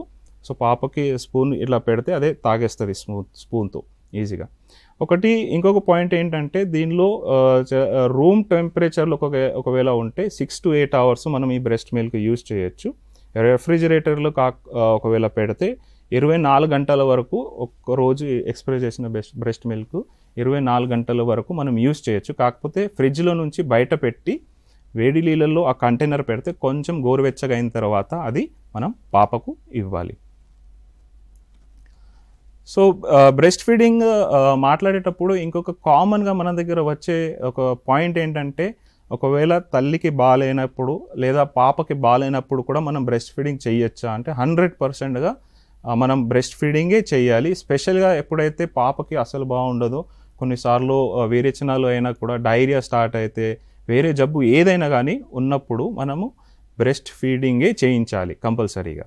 ఒకవేళ పాప less than 6 months ఉంటే, above 6 months ఉంటే బ్రెస్ట్ ఫీడింగ్తో సహా మనం ఏదైతే ఇప్పుడు కాంపోనెంట్స్ చూసామో ఫుడ్ ఇవ్వాల్సింది అది కూడా ఇవ్వాలి. కానీ ఏ పరిస్థితిలో కూడా 2 years లోపు బ్రెస్ట్ ఫీడింగ్ అసలు ఆపద్దు. అది కూడా 6 months లోపు ఉంటే అసలే బ్రెస్ట్ ఫీడింగ్ ఆపద్దు, పాపకు బాగాలేకపోయినా ఆర్ మదర్కి ఉన్నప్పుడు. సో ఒకవేళ మదర్కి బాగాలేదు, జ్వరం ఉంది, జలుబు ఉన్నది, అలాంటి పరిస్థితిలో కూడా బ్రెస్ట్ ఫీడింగ్ కంపల్సరీ చేయాలి. ఎందుకంటే ఆ జలుబు కానీ ఆ జ్వరము బ్రెస్ట్ ఫీడింగ్ వల్ల పాపకి వెళ్ళదు. నేను మరీ చెప్తున్నాను, బ్రెస్ట్ ఫీడింగ్ మదర్కి బాగాలేనప్పుడు కూడా కంపల్సరీగా బ్రెస్ట్ ఫీడింగ్ మదర్ చేయాల్సిందే. కాకపోతే తీసుకోవాల్సిన జాగ్రత్తలు ఏంటంటే, హ్యాండ్ వాష్ కంపల్సరీగా చేయాలి. ఒకవేళ జలుబు కానీ దగ్గు ఉంటే మాస్క్ వేసుకోవాలి. ఈ 2 జాగ్రత్తలు తీసుకుంటే మనము కంపల్సరీగా మదర్కి బాగాలేనప్పుడు కూడా బ్రెస్ట్ ఫీడింగ్ చేయొచ్చు. ఒక చిన్న దీనిలో పాయింట్ అంటే, కొందరు మదర్స్కి ఒకవేళ HIV ఉన్నా, టీబీ ఉన్నా, అలాంటి కేసులో కొన్ని అతిగా జాగ్రత్తలు తీసుకోవాలి. అది మన మన దగ్గర ఉన్న మెడికల్ ఆఫీసర్తో మాట్లాడి ఏమేమి జాగ్రత్తలు తీసుకుంటూ బ్రెస్ట్ ఫీడింగ్ చేయొచ్చు అని మనం కనుక్కోవాలి. కానీ ఈ స్లైడ్లో ముఖ్యమైన పాయింట్ ఏంటంటే, మదర్కి బాగాలేనప్పుడు కూడా అండ్ చైల్డ్కి బాగాలేనప్పుడు కూడా మనం బ్రెస్ట్ ఫీడింగ్ ఆపకూడదు కంపల్సరీగా. సో నెక్స్ట్, బ్రెస్ట్ ఫీడింగ్ కాకుండా కూడా కొన్నిసార్లు మనం చూస్తాము బయట పాలు కానీ డబ్బా పాలు కానీ ఇవ్వడం కూడా జరుగుతుంది. అది ఏంటంటే, ఒకవేళ డాక్టర్స్ సజెస్ట్ చేస్తే అది ఓకే, కానీ కొందరు పేరెంట్స్ వాళ్ళ సొంతంతోనే డబ్బా పాలు కానీ బయట పాలు కానీ పెడతారు. అది మనం అసలు ఎంకరేజ్ చేయకూడదు. అది బేబీ హెల్త్కి అసలు బాగుండదు. ఎందుకంటే దానిలో హెల్త్ రిస్క్ ఉంటాయి. ఎలాంటంటే, ఏ కంటైనర్లో అయితే మనము డబ్బా పాలు మిక్స్ చేసి పాపకి ఇస్తున్నామో అది ఇన్ఫెక్ట్ అయ్యే ఛాన్సెస్ ఎక్కువ ఉంటుంది. ఎందుకంటే మరీ సార్లు అది యూజ్ చేసినప్పుడు ప్రతిసారి కరెక్ట్గా క్లీన్ చేయడము, బాయిల్డ్ వాటర్లో క్లీన్ చేయడము అది జరగకపోవచ్చు. సో అలాంటి సిచ్యువేషన్లో ఆ పాపకు ఇన్ఫెక్షన్ అయ్యే ఛాన్సెస్ ఎక్కువ ఉంటుంది. దాంతోపాటు ఫార్ములా ఫీడింగ్ దీనిలో వైటమిన్స్, ప్రోటీన్స్ ఇవి ఉండొచ్చు, కానీ బేబీకి కావాల్సిన యాంటీబాడీస్ మనం ఫస్ట్ స్లైడ్లో చూసాము. మదర్స్ మిల్క్తో యాంటీబాడీస్ కూడా బేబీకి పాస్ అవుతాయి. ఆ యాంటీబాడీస్ ఈ డబ్బా పాల్లో అసలు ఉండవు. ఇంకొకటి ఏంటంటే డబ్బా పాలు చాలా ఖరీదు ఉంటుంది, ప్రతిసారి కొనడం కూడా అందరికీ సౌకర్యంగా ఉండదు. సో ఇది కాస్ట్ కూడా చాలా ఎక్కువ అవుతుంది. దాంతోపాటు మనం ఫస్ట్ లైన్లో చూసాము ఒక psychological bond, mother baby bond ఏదైతే బ్రెస్ట్ ఫీడింగ్ వల్ల ఎస్టాబ్లిష్ అవుతుందో అది డబ్బా పాలతో ఆ బాండ్ అలాంటి ఎస్టాబ్లిష్ అవ్వదు. దాంతోపాటు బాటిల్ ఫీడింగ్, ప్రతిసారి బాటిల్ ఫీడింగ్ చేస్తే బేబీకి బాటిల్ ఫీడింగ్ నిప్పళ్ళు అండ్ మదర్స్ నిప్పల్లో కన్ఫ్యూజన్ అయ్యి బ్రెస్ట్ ఫీడింగ్ మీరు మళ్ళీగా స్టార్ట్ చేస్తే కన్ఫ్యూజన్ అయ్యి సరిగ్గా బ్రెస్ట్ ఫీడ్ చేయదు. సో అందుకే వీలైనంత వరకు అవసరం లేని అలాంటి పరిస్థితిలో ఓన్లీ మనం బ్రెస్ట్ ఫీడ్ చేయాలి. డబ్బా పాలు కానీ బయట పాలు అసలు ఇవ్వకూడదు. ఇన్ కేసు కొన్ని కండిషన్స్లో, ఫర్ ఎగ్జాంపుల్ ఇందాక చెప్పాను మదర్ సీరియస్గా అడ్మిట్ ఉంది లేదా మ్యాటర్నల్ డెత్ అయిన సిచ్యువేషన్లో మనకు డోనర్స్ హ్యూమన్ మిల్క్ అంటే బ్లడ్ డొనేట్ ఎలా అయితే చేస్తామో అలాగే మిల్క్ డొనేషన్ కూడా జరుగుతుంది. మనకు మన స్టేట్లో కొన్ని హాస్పిటల్స్లో ఫర్ ఎగ్జాంపుల్ నిలోఫర్ కానీ వరంగల్ కానీ ఇలాంటి ఏరియాలో మిల్క్ బ్యాంక్స్ కూడా ఉన్నాయి. సో అలాంటి ప్లేస్లో వెళ్ళి కూడా మనం మన పాపకు మిల్క్ తీసుకురావచ్చు. అది హ్యూమన్ మిల్క్ ఉంటుంది. సో దానిలో ఏమీ ప్రాబ్లం ఉండదు కంపేర్ టు మనం బయట తీసుకునే డబ్బా పాలు కానీ బయట వేరే పాలు కానీ. సో అలాంటి సిచ్యువేషన్లో ఒకవేళ మదర్స్ డెత్ అయినా సీరియస్గా అడ్మిటెడ్ ఉన్నప్పుడు బ్రెస్ట్ ఫీడింగ్ చేసే అవకాశం లేదు, మిల్క్ ఎక్స్ప్రెషన్ చేసే అవకాశం కూడా లేదు. అలాంటి సిచ్యువేషన్లో మనము human milk, donors human milk ఇవ్వచ్చు. సో దీనిలో ముఖ్యమైన ఆశా అండ్ ఏఎన్ఎం రోల్ ఏంటంటే ప్రతి ప్రెగ్నెంట్ మదర్కి ఇమీడియట్ బ్రెస్ట్ ఫీడింగ్ అలాగే ఎక్స్క్లూజివ్ బ్రెస్ట్ ఫీడింగ్ దీని గురించి అవగాహన చెప్పాలి. డెలివరీ అయిన వెంటనే మీరు తల్లి పాలు ఇవ్వాలని కంపల్సరీగా చెప్పాలి. 6 నెలల వరకు ఓన్లీ తల్లి పాలే ఇవ్వాలి. 6 నెలల తర్వాత ఇంట్లో వండిన ఫుడ్ మనం ఇందాక ప్రెజెంటేషన్లో చూసినట్టు ఏ ఏజ్ గ్రూప్కు ఎలా ఇవ్వాలి, ఫస్ట్ బయట ఫుడ్ స్టార్ట్ చేసినప్పుడు 2-3 స్పూన్స్తో స్టార్ట్ చేస్తూ మెల్లమెల్లగా దాని క్వాంటిటీ పెంచుతూ పోవాలి. సో ముఖ్యంగా ఆశా ఏఎన్ఎం రోల్ ఏంటంటే మదర్కి ఎడ్యుకేట్ చేయాలి బ్రెస్ట్ ఫీడింగ్ బెనిఫిట్స్ గురించి. బేబీకే కాకుండా మదర్ కూడా బెనిఫిట్ ఉంటుంది. బయట పాలు తీసుకుంటే బయట డబ్బా పాలు ఒకవేళ ఇస్తే దానితో వచ్చే నష్టాలు ఏంటి, ఇవన్నీ మనము మదర్కి during ANC visit, during ANC registration మనం అందరికీ చెప్పాలి. ఓకే, సో ఇది బ్రెస్ట్ ఫీడింగ్ గురించి మీకు షార్ట్లో ఒక 3-4 ఇంపార్టెంట్ పాయింట్స్ బ్రెస్ట్ ఫీడింగ్ గురించి ఏంటంటే డెలివరీ అయిన వెంటనే within 1 hour breast feeding start చేయించాలి. 6 months వరకు 6 నెలల వరకు ఓన్లీ తల్లి పాలే ఇవ్వాలి. 6 నెలల తర్వాత 2 సంవత్సరాల వరకు తల్లి పాలతో సహా మన ఇంట్లో వండే ఫుడ్ పాపకి ఇవ్వాలి. అది కాకుండా ఒకవేళ మదర్కి బ్రెస్ట్ ఫీడింగ్ ఇవ్వడం కష్టంగా ఉంటే బ్రెస్ట్ ఎక్స్ప్రెస్ అంటే తల్లి పాలు పిండి పాపకి ఇవ్వచ్చు. అలాగే ఒకవేళ తల్లికి కానీ పాపకు కానీ బాగాలేకపోతే జ్వరం కానీ అలాంటి ఉన్నప్పుడు కూడా కంపల్సరీగా మనం బ్రెస్ట్ ఫీడింగ్ కంటిన్యూ చేయాలి. సో దీంతోపాటు మనం ఇప్పుడు నెక్స్ట్ టాపిక్కి వెళ్తున్నాము. అదేంటంటే home based newborn care and home based young child care. So ఇది ఇది ASHA workers, ANM and anganwadi వర్కర్స్తో కలిసి చేసే ముఖ్యమైన ఒక హోమ్ విజిట్స్. అంటే డెలివరీ అయిన తర్వాత ఆ బేబీ ఆ మదర్ ఇంటికి వెళ్ళి వాళ్ళకి చెక్ చేసే అంశంని మనం హోమ్ బేస్డ్ విజిట్స్ అంటాము. దీనిలో ఆశా చేసే ముఖ్యమైన పాయింట్స్ ఏంటి మనం చూస్తున్నాం. సో హెచ్బిఎన్సి మన అందరికీ తెలుసు, డెలివరీ అయిన తర్వాత ఫస్ట్ 6 విజిట్స్ అంటే డెలివరీ అయిన తర్వాత 3వ రోజు, 7వ రోజు, 14, 21, 28 అలాగే 42 రోజులో చేసే విజిట్ హెచ్బిఎన్సి విజిట్. ఒకవేళ హోమ్ డెలివరీ కనుక జరిగితే మనము డెలివరీ జరిగిన ఫస్ట్ డేనే ఇంకొక అడిషనల్ విజిట్ 7 విజిట్స్ అప్పుడు అవుతాయి. సో దీనిలో హెచ్బివైసి అడిషనల్గా ఈ విజిట్స్ కాకుండా 3rd month, 6th, 9th, 12th and 15th ఈ మంత్స్లో కూడా హెచ్బివైసి అండర్ మనం విజిట్ చేస్తాము. దీనిలో ముఖ్యమైన పాయింట్ ఏంటంటే ఎస్ఎన్సియు నుంచి కానీ ఎన్బిఎస్సి నుంచి డిశ్చార్జ్ అయిన పిల్లలకి కూడా ఇదే టైం ఫ్రేమ్లో మనము ఫాలోఅప్ విజిట్స్ చేస్తాము. So home based newborn care ఎందుకు అవసరం అంటే ఒక బేబీ సర్వైవల్ రేట్ చూస్తే ఫస్ట్ 48 hours చాలా క్రిటికల్గా ఉంటుంది బేబీ సర్వైవ్ అవ్వడానికి. దాని తర్వాత ఫస్ట్ వీక్, దాని తర్వాత ఫస్ట్ మంత్. సో మన గవర్నమెంట్ హాస్పిటల్లో డెలివరీ అయిన తర్వాత కంపల్సరీగా వాళ్ళు నార్మల్ డెలివరీ అయితే 2 days, సిజరీన్ సెక్షన్ అయితే 7 days అలా హాస్పిటల్లో ఉంటారు. సో 2 days వాళ్ళు క్రిటికల్ పీరియడ్ హాస్పిటల్లో మానిటర్ అవుతుంది. కానీ 2 days తర్వాత ఇంటికి వెళ్ళిన తర్వాత మానిటర్ చేయాల్సిన పార్ట్ ఉంటుంది. సో దానికే కంపల్సరీగా మనం హెచ్బిఎన్సి విజిట్స్ పెడతాము. దీనిలో మదర్కి అలాగే బేబీని కూడా ఆశా వర్కర్ చూస్తారు. దీంతోపాటు కొందరు మనకు ట్రైబల్ ఏరియాస్ ఉన్నాయి, ఆసిఫాబాదు, భద్రాద్రి కొత్తగూడెం అలాంటి ఏరియాలో కొన్ని ప్లేసెస్లో డెలివరీ అయిన వెంటనే కూడా వాళ్ళు వెళ్ళిపోతారు. 2 hours 3 hours మనం ఎంత కౌన్సిల్ చేసినా వెళ్ళిపోతారు. ఇన్ కేస్ అలాంటి సిచ్యువేషన్స్ ఉన్నా కూడా వాళ్ళకు ఆ బేబీని చూసుకోవడానికి హోమ్ విజిట్స్ కంపల్సరీగా చేయాలి. అలాగే ఒకవేళ ఇందాక మనం చూసాము హోమ్ డెలివరీస్ కనుక జరిగితే అలాంటి అప్పుడు కూడా ఈ విజిట్స్ కంపల్సరీగా చేయాలి. ఎందుకు ఈ హెచ్బిఎన్సి ముఖ్యమైన అంశాలు ఏంటి, ఆబ్జెక్టివ్స్ ఏంటంటే ఎసెన్షియల్ న్యూబార్న్ కేర్. పుట్టిన వెంటనే బేబీకి చూసుకోవాల్సిన జాగ్రత్తలు కొన్ని ఉంటాయి. ఫర్ ఎగ్జాంపుల్ కార్డ్ ఉంటుంది, కార్డ్ కేర్ అని మనం అంటాము, అదే ఒకటి. బేబీకి వామ్గా ఉంచాలి, వెచ్చగా ఉంచాలి, అదే ఒకటి. దాని తర్వాత ఇందాక మనం డిస్కస్ చేసిన బ్రెస్ట్ ఫీడింగ్ అది జరుగుతుందా లేదా, ఏజ్ తగ్గట్టుగా వ్యాక్సినేషన్ ఇవి జరుగుతున్నాయి లేదా, ఇవి అన్ని అంశాలు చూడడానికి home based newborn care visits చేయాల్సిన చాలా ఇంపార్టెంట్ ఉంటుంది. అలాగే ఈ విజిట్స్లో ఇంకొక ఇంపార్టెంట్ పాయింట్ అంటే early detection of any illness. అంటే బేబీకి ఏదైనా జబ్బు వచ్చినప్పుడు, ఫర్ ఎగ్జాంపుల్ ఊపిరితిత్తుల ఇన్ఫెక్షన్ కానీ డైరియా కానీ అలాంటివి ఉన్నప్పుడు ఈ హోమ్ విజిట్స్ వెళ్ళినప్పుడు మనకు తెలిసినప్పుడు అది అర్లీగా డిటెక్ట్ చేసి రెఫర్ చేయడం దానిలో ఇంకొక ఇంపార్టెంట్ పాయింట్. దీంతోపాటు ఈ హోమ్ విజిట్స్ వెళ్ళినప్పుడు ఆ ఫ్యామిలీకి మనం చెప్పాల్సిన కొన్ని పాయింట్స్ ఉంటాయి. అంటే బ్రెస్ట్ ఫీడింగ్ చేసేటప్పుడు హ్యాండ్ వాష్ చేసుకోవడం, బేబీ డైపర్స్ చేంజ్ చేసిన తర్వాత హ్యాండ్ వాష్, బేబీకి ఎప్పుడైతే 6 months తర్వాత ఫుడ్ పెడతారో అప్పుడు హ్యాండ్ వాష్ చేసే పద్ధతులు, ఇవి అన్నీ మనం చెప్పాల్సిన పాయింట్ ఉంటాయి. అవి మనము హెచ్బిఎన్సి విజిట్స్లో కవర్ చేస్తాము. సో దీనిలో కీ యాక్టివిటీస్ మనం ఇందాకే చూసాము. Care for every new born, information and skill to mother. అంటే ఆ తల్లికి ఆ బిడ్డ ఎలా జాగ్రత్తగా తీసుకోవాలి ఆ ఇన్ఫర్మేషను.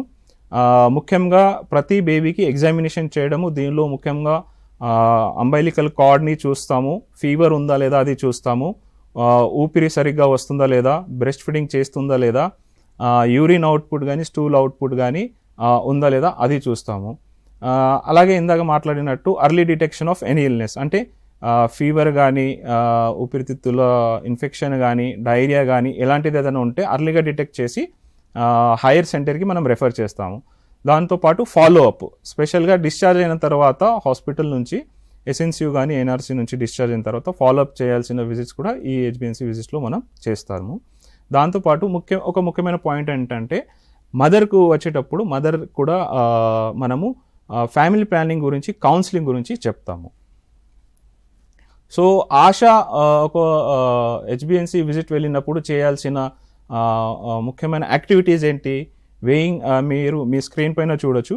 వేయింగ్ ఆఫ్ న్యూబార్న్ అంటే వెయిట్, ఏజ్ తగ్గట్టు వెయిట్ ఉందా లేదా, న్యూబార్న్ టెంపరేచర్, అలాగే వార్మ్త్, వెచ్చగా ఉందా లేదా, బేబీని ఓపెన్గా పెట్టకుండా వెచ్చగా ఉంచాలి, ఎక్స్క్లూజివ్ బ్రెస్ట్ ఫీడింగ్ జరుగుతుందా లేదా, ఏదైనా బ్రెస్ట్ ఫీడింగ్ చేసేటప్పుడు తల్లికి కానీ ఏదైనా ప్రాబ్లం ఉందా అవి చూడడము, హ్యాండ్ వాషింగ్ ప్రమోట్ చేయడము. స్పెషల్గా 6 weeks తర్వాత ఎప్పుడైతే పాపని బయట ఫుడ్ పెట్టడం స్టార్ట్ చేస్తారో దాని గురించి హ్యాండ్ వాషింగ్ గురించి చెప్పాలి. Skin, card and I care. ఇందాక నేను చెప్పినట్టు కార్డ్, అంబైలికల్ కార్డ్ కేర్, అక్కడ పౌడర్ కానీ వేరే ఏదైనా క్రీము అలాంటివి పెట్టడం అస్సలు చేయకూడదు, అది చెప్పడానికి. తర్వాత ఐస్ కేర్, కంట్లలో కాటుక అలాది పెట్టకుండా ఉండాలి. సో అది కూడా చూడడానికి ఆశ హెచ్బిఎన్సి విజిట్స్ వెళ్ళినప్పుడు చూడాలి. దాంతోపాటు ముఖ్యమైన ఏంటంటే ఫ్యామిలీస్కి బేబీ ఎలా కేర్ తీసుకోవాలి దాని గురించి చెప్పాలి. అండ్ ఒకవేళ డేంజర్ సైన్స్ వాళ్ళకి ఏదైనా కనిపిస్తే మీకు ఇమీడియట్గా కాంటాక్ట్ చేయాలి, లేదంటే దగ్గర ఉన్న ఏఎన్ఎం కానీ పిహెచ్సి మెడికల్ ఆఫీసర్కి కాంటాక్ట్ చేసి వాళ్ళు ఇచ్చిన డైరెక్షన్స్ ప్రకారం ట్రీట్మెంట్ చేయాలి. సో ఇది ముఖ్యమైన హెచ్బిఎన్సిలో వచ్చే ముఖ్యమైన అంశం. సో దీని తర్వాత హెచ్బిఎన్సి అయింది. హెచ్బిఎన్సి తర్వాత హెచ్బివైసి ప్రోగ్రామ్ ఎందుకు వచ్చిందని మనం అనుకోవచ్చు. సో మీరు మీ స్క్రీన్ పైన చూడొచ్చు. ఒక బేబీకి మనము ఫస్ట్ 42 days వరకు ఫాలోఅప్ చేస్తాము. దాని తర్వాత డైరెక్ట్గా మన దగ్గర వాళ్ళు ఓన్లీ 1.5 month, 2.5 month, 3.5 month వ్యాక్సినేషన్స్కి వస్తారు. దాని తర్వాత డైరెక్ట్గా 9th monthకి అలా వస్తారు. ఈ మధ్యలో ఒక పెద్ద గ్యాప్ ఉంటుంది. ఆ గ్యాప్లో బేబీ వెయిట్ పెరుగుతుందా లేదా వేరే జబ్బు ఏదైనా ఉందా లేదా, ఎక్స్క్లూజివ్ బ్రెస్ట్ ఫీడింగ్ తర్వాత కాంప్లిమెంటరీ ఫీడింగ్ స్టార్ట్ అయిందా లేదా, ఇవి అన్ని అంశాలు చూడడానికి హెచ్బివైసి ప్రోగ్రాము తీసుకొచ్చారు. సో హెచ్బివైసి ప్రోగ్రాంలో ముఖ్యం పార్ట్ ఏంటంటే హెచ్బిఎన్సి ప్రోగ్రాంలో ఇప్పటివరకు చెప్పిన అన్ని పార్ట్స్ మనం కంటిన్యూ చేస్తాం. అంటే న్యూబార్న్ కేర్ కానీ, హ్యాండ్ వాషింగ్, బ్రెస్ట్ ఫీడింగ్ గురించి ఇవి అన్ని పార్ట్స్ కంటిన్యూ చేస్తూ ఆ టైంలో ఆ విజిట్స్లో చెప్పిన ప్రతి పాయింట్ని మళ్ళీ చెప్తూ, అంటే జాగ్రత్త ఎలా తీసుకోవాలి, బేబీకి ఏదైనా డేంజర్ సైన్స్ కనిపిస్తే మీరేం చర్యలు తీసుకోవాలి, ఎలా ఇంటిమేట్ చేయాలి, ఇవి అన్నీ మనం చెప్తూ ఉంటాము. సో దీనిలో మనం 15 months వరకు బేబీని ఫాలోఅప్ చేస్తాము. మీ స్క్రీన్ పైన మీకు కనిపిస్తుంది 3rd month, 6th month, 9th, 12th and 15th. ఈ అడిషనల్ విజిట్స్ హెచ్బిఎన్సి కాకుండా హెచ్బివైసిలో వచ్చే ఇది అడిషనల్ విజిట్స్. సో దీనిలో ముఖ్యంగా ఆశా ఒక రోల్ ఏముంటుందంటే support complains with exclusive breast feeding, అంటే 6 నెలల వరకు, అంటే 3rd, 6th డే విజిట్ వెళ్ళిన 3rd month, 6th month day visit వెళ్ళినప్పుడు ఎక్స్క్లూజివ్ బ్రెస్ట్ ఫీడింగ్ చేస్తుందో లేదా అది కంటిన్యూ చూడాలి. హ్యాండ్ వాషింగ్ ప్రాక్టీసెస్, ఎందుకంటే 6 months తర్వాత బయట ఫుడ్ పెట్టడం స్టార్ట్ చేస్తారు, ఇంట్లో వండిన ఫుడ్ పెట్టడం స్టార్ట్ చేస్తారు. సో దానికి హ్యాండ్ వాషింగ్ ప్రాక్టీస్ సరిగా చేస్తున్నారా లేరా. అప్రోప్రియేట్ ప్లే అండ్ కమ్యూనికేషన్, అంటే ఏజ్ తగ్గట్టు పాప పెరుగుతుందా లేదా అని మనము చూస్తుండాలి. మన ఎంసీపీ కార్డులో చూస్తే ఏ ఏజ్లో పాప ఏం చేస్తుంది, అంటే నా 6 months నుంచి 8, 9 months వరకు కూర్చోవడము, 9 months తర్వాత నిల్చోవడము, అది కరెక్ట్గా అవుతుందా లేదా అది చూస్తుంటాము. సో దానికి వాళ్ళు ప్లే అండ్ కమ్యూనికేషన్ చేస్తూ ఉండాలి. మొబిలైజ్ ఫర్ ఇమ్యునైజేషన్ ముఖ్యమైన పాయింట్, అంటే మనకు 1.5 month, 2.5 month, 3.5 month ఏదైతే వ్యాక్సినేషన్ ఉన్నాయో దానికి మొబిలైజ్ చేయడము. ఎన్ష్యూర్ గ్రోత్ మానిటరింగ్, అంటే ఏజ్ తగ్గట్టు వెయిట్ పెరుగుతుందా లేదా అనేది కంపల్సరీగా చూడాలి. అర్లీ కేర్ అండ్ రెఫరల్, ఇందాకే చెప్పినట్టు ఏదైనా డేంజర్ సైన్స్ కనిపిస్తే వాళ్ళకి రెఫర్ చేయడము. ప్రొవైడింగ్ ప్రొఫిలాక్టిక్ ఐఎఫ్ఏ, 6 months నుంచి మనం ఐఎఫ్ఏ సిరప్ బైవీక్లీ ఇవ్వడం స్టార్ట్ చేస్తాము. సో అది కూడా ఇవ్వడము. And of course counselling for family planning. So దీనిలో ఆశ ఒక కీ రోల్ ఏంటంటే ఏఎన్ఎం మెయిన్ కీ రోల్ ఏంటంటే హెచ్బిఎన్సి, హెచ్బివైసి విజిట్స్ వెళ్ళినప్పుడు mentor and improve technical skills of ASHAs, అంటే వెయిట్ ఎలా చూడాలి, టెంపరేచర్ ఎలా చూడాలి, ఫీవర్ ఉందా లేదా ఎలా చూడాలి అనేసి ఏఎన్ఎం ఆశాకి మెంటరింగ్ చేస్తూ ఉండాలి. అలాగే ఆశాతో పాటు ఆ ఏరియాలో విజిట్స్కి వెళ్తూ ఉండాలి. ఆశా దగ్గర రెగ్యులర్ మెడిసిన్ సప్లై ఉందా లేదా చూస్తూ ఉండాలి. ఆశాకి ఏదైనా విజిట్స్ చేసేటప్పుడు ఏదైనా ప్రాబ్లం ఉంటే అవి చూస్తూ దాన్ని రెక్టిఫై చేయాలి. మీ ఏఎన్ఎం సబ్ సెంటర్లో మంత్లీ ఆశా మీటింగ్ చేస్తూ వాళ్ళకు వచ్చే ప్రాబ్లమ్స్ కానీ వాళ్ళ సలహాలు తీసుకుంటూ దానిపైన వర్క్ చేయాలి. పిహెచ్సిలో మంత్లీ మీటింగ్ ఉన్నప్పుడు మీ ఆశా నుంచి వచ్చిన ఫీడ్బ్యాక్, ప్రాబ్లమ్స్ మెడికల్ ఆఫీసర్స్తో షేర్ చేసి దాన్ని రెక్టిఫై అయ్యేటట్టు చూడాలి. కొత్తగా వచ్చిన ఆశాస్కి హెచ్బిఎన్సి, హెచ్బివైసి పైన ట్రైనింగ్ ఇవ్వాలి. ఒకవేళ ఏదైనా డెత్ జరిగితే విజిట్స్ హెచ్బిఎన్సి కానీ హెచ్బివైసి విజిట్స్ చేసేటప్పుడు డెత్స్ జరిగినట్టు మనకు తెలిసి ఉంటే అది కరెక్ట్ టైంలో మనము మెడికల్ ఆఫీసర్స్కి ఇన్ఫార్మ్ చేయాలి. అలాగే ఏదైనా రెఫరల్ ఏదైనా కేసు ఉంటే, హై రిస్క్ కేసెస్ ఏదైనా ఐడెంటిఫై అయి ఉంటే ఈ విజిట్స్ మధ్యలో అది కరెక్ట్గా రెఫరల్ చేయాలి. సో దీంతో పాటు నేను ఇందాక చెప్పినట్టు joint house hold visits, ANM ASHA కలిసి అంగన్వాడీ వర్కర్తో సహా జాయింట్ హౌస్ హోల్డ్ విజిట్ చేయాలి. సో ఈ మధ్యలో ఆశా ఏదైతే అంశాలు చూస్తుందో హెచ్బిఎన్సి, హెచ్బివైసి విజిట్స్లో అది కూడా మనము చూస్తూ ఉండాలి. అలాగే ఇది ఒక కంప్లీట్ టీమ్ వర్క్ లాగా మనం చేయాలి. హెచ్బిఎన్సి, హెచ్బివైసి విజిట్స్ ముఖ్యంగా చేయాల్సింది ఆశా వర్కర్, కాకపోతే ఏఎన్ఎం అంగన్వాడీ వర్కర్ సపోర్ట్ కూడా దీనిలో చాలా కీలకమైన పాయింట్. సో దీంతోనే ఈ టాపిక్ అయిపోతుంది, హెచ్బిఎన్సి, హెచ్బివైసి టాపిక్. సో దీనిలో అగైన్ జస్ట్ బ్రీఫ్గా మీకు చెప్పాలంటే హెచ్బిఎన్సి విజిట్స్ మనం పుట్టిన వెంటనే 6 విజిట్స్ కంపల్సరీగా చేయాలి. ఒకవేళ హోమ్ డెలివరీ అయితే 7 విజిట్స్. ఈ విజిట్స్లో ముఖ్యంగా బ్రెస్ట్ ఫీడింగ్ సరిగ్గా జరుగుతుందా లేదా, newborn care, essential newborn care అంటే cord care, eyes care, skin care, temperature, ఈ ముఖ్యమైన అంశాలు మనం చూస్తాము. దాంతోపాటు వెయిట్ గెయిన్ అవుతుందా లేదా, అప్రోప్రియేట్ వెయిట్ గెయిన్ అవుతుందా లేదా అది చూస్తాము. 6 months, 3 months, 6 months, 9 months, 12, 15 ఇది HbA1c విజిట్స్. దీనిలో ముఖ్యమైన చూడాల్సింది ఏంటంటే ఏజ్ అప్రోప్రియేట్, వయసు తగ్గట్టుగా వ్యాక్సినేషన్ జరిగిందా లేదా, దాని తర్వాత 6 months తర్వాత కాంప్లిమెంటరీ ఫీడింగ్ స్టార్ట్ చేసినప్పుడు సరిగ్గా హ్యాండ్ వాషింగ్ చేస్తున్నారా లేదా అది చూడాలి. దాంతోపాటు మదర్ తీసుకోవాల్సిన కరెక్ట్ జాగ్రత్తలు తీసుకుంటా లేదా, అలాగే ఫ్యామిలీ ప్లానింగ్ కౌన్సిలింగ్ మదర్కి చేస్తుండాలి. సో ఇది ముఖ్యమైన HbA1c HbA1cలో ముఖ్యమైన అంశాలు. సో దీంతోపాటు first topic breast feeding HbA1c HbA1c complete అవుతుంది. దీని తర్వాత యూవిన్ పైన మనకు మన స్టేట్ ప్రోగ్రామ్ ఆఫీసర్ జ్యోత్స్న గారు యూవిన్ పైన మనకు డీటెయిల్గా ఎక్స్ప్లెయిన్ చేస్తున్నారు. So over to you Jyotsna గారు. సో మనము రీసెంట్గా మనకు ఒక సెషన్ జరిగింది యూవిన్ గురించి మరియు ఇమ్యునైజేషన్లో సేఫ్ ఇంజెక్షన్ ప్రాక్టీసెస్ గురించి. సో యూవిన్లో మనం లాస్ట్ టైం చూసిన సెషన్లో మనం 5 మాడ్యూల్స్ని అంటే క్లుప్తంగా 5 మాడ్యూల్స్ గురించి డిస్కస్ చేశాము. హెల్త్ ఫెసిలిటీ మేనేజర్ లాగిన్లో సెషన్ ప్లానింగ్ ఎలా చేస్తారు, ఎలా సెషన్ని క్యాన్సిల్ కానీ రీస్కెడ్యూల్ కానీ చేసుకోవాలి, వ్యాక్సినేటర్ లాగిన్లో ఎలా మనం ఎంట్రీస్ చేసుకోవాలి. సో ఈరోజు మనం చర్చించేది ఏంటంటే in depth of vaccinator login. So vaccinator లాగిన్లో వివరంగా ప్రతి ఒక్క అంశం గురించి ఈరోజు మనం చర్చించుకోబోతున్నాము. అండ్ దీంతో పాటు సెషన్కి చివరిలో మనకు క్వశ్చన్ అండ్ ఆన్సర్స్ కూడా ఉంటాయి. సో మీరు మీకు ఏవైతే డౌట్స్ ఉన్నాయో అవి నోట్ చేసుకొని రెడీగా పెట్టుకుంటే మనం అది 1-to-1 మనం డిస్కస్ చేసి క్లియర్ చేసుకోవచ్చు. సో ఇది యూవిన్ లాగిన్. సో యూవిన్లో మనకు 5 మాడ్యూల్స్ ఉన్నట్టుగా సిటిజన్ లాగిన్ ఉంటుంది, హెల్త్ ఫెసిలిటీ లాగిన్ అంటే district login, health facility login, sub district and state login ఉంటుంది. అండ్ దాంతో పాటుగా మనకు ANM లాగిన్ ఉంటుంది, ఆశా లాగిన్ ఉంటుంది అండ్ డెలివరీ లాగిన్ ఉంటుంది. సో ఈ అన్నిట్లో మనం రొటీన్ ఇమ్యునైజేషన్ రిపోర్టింగ్ కానివ్వండి and delivery outcome live births reporting కానివ్వండి చేయాల్సి ఉంటుంది. ఇది గవర్నమెంట్ ఆఫ్ ఇండియా అది పోర్టల్.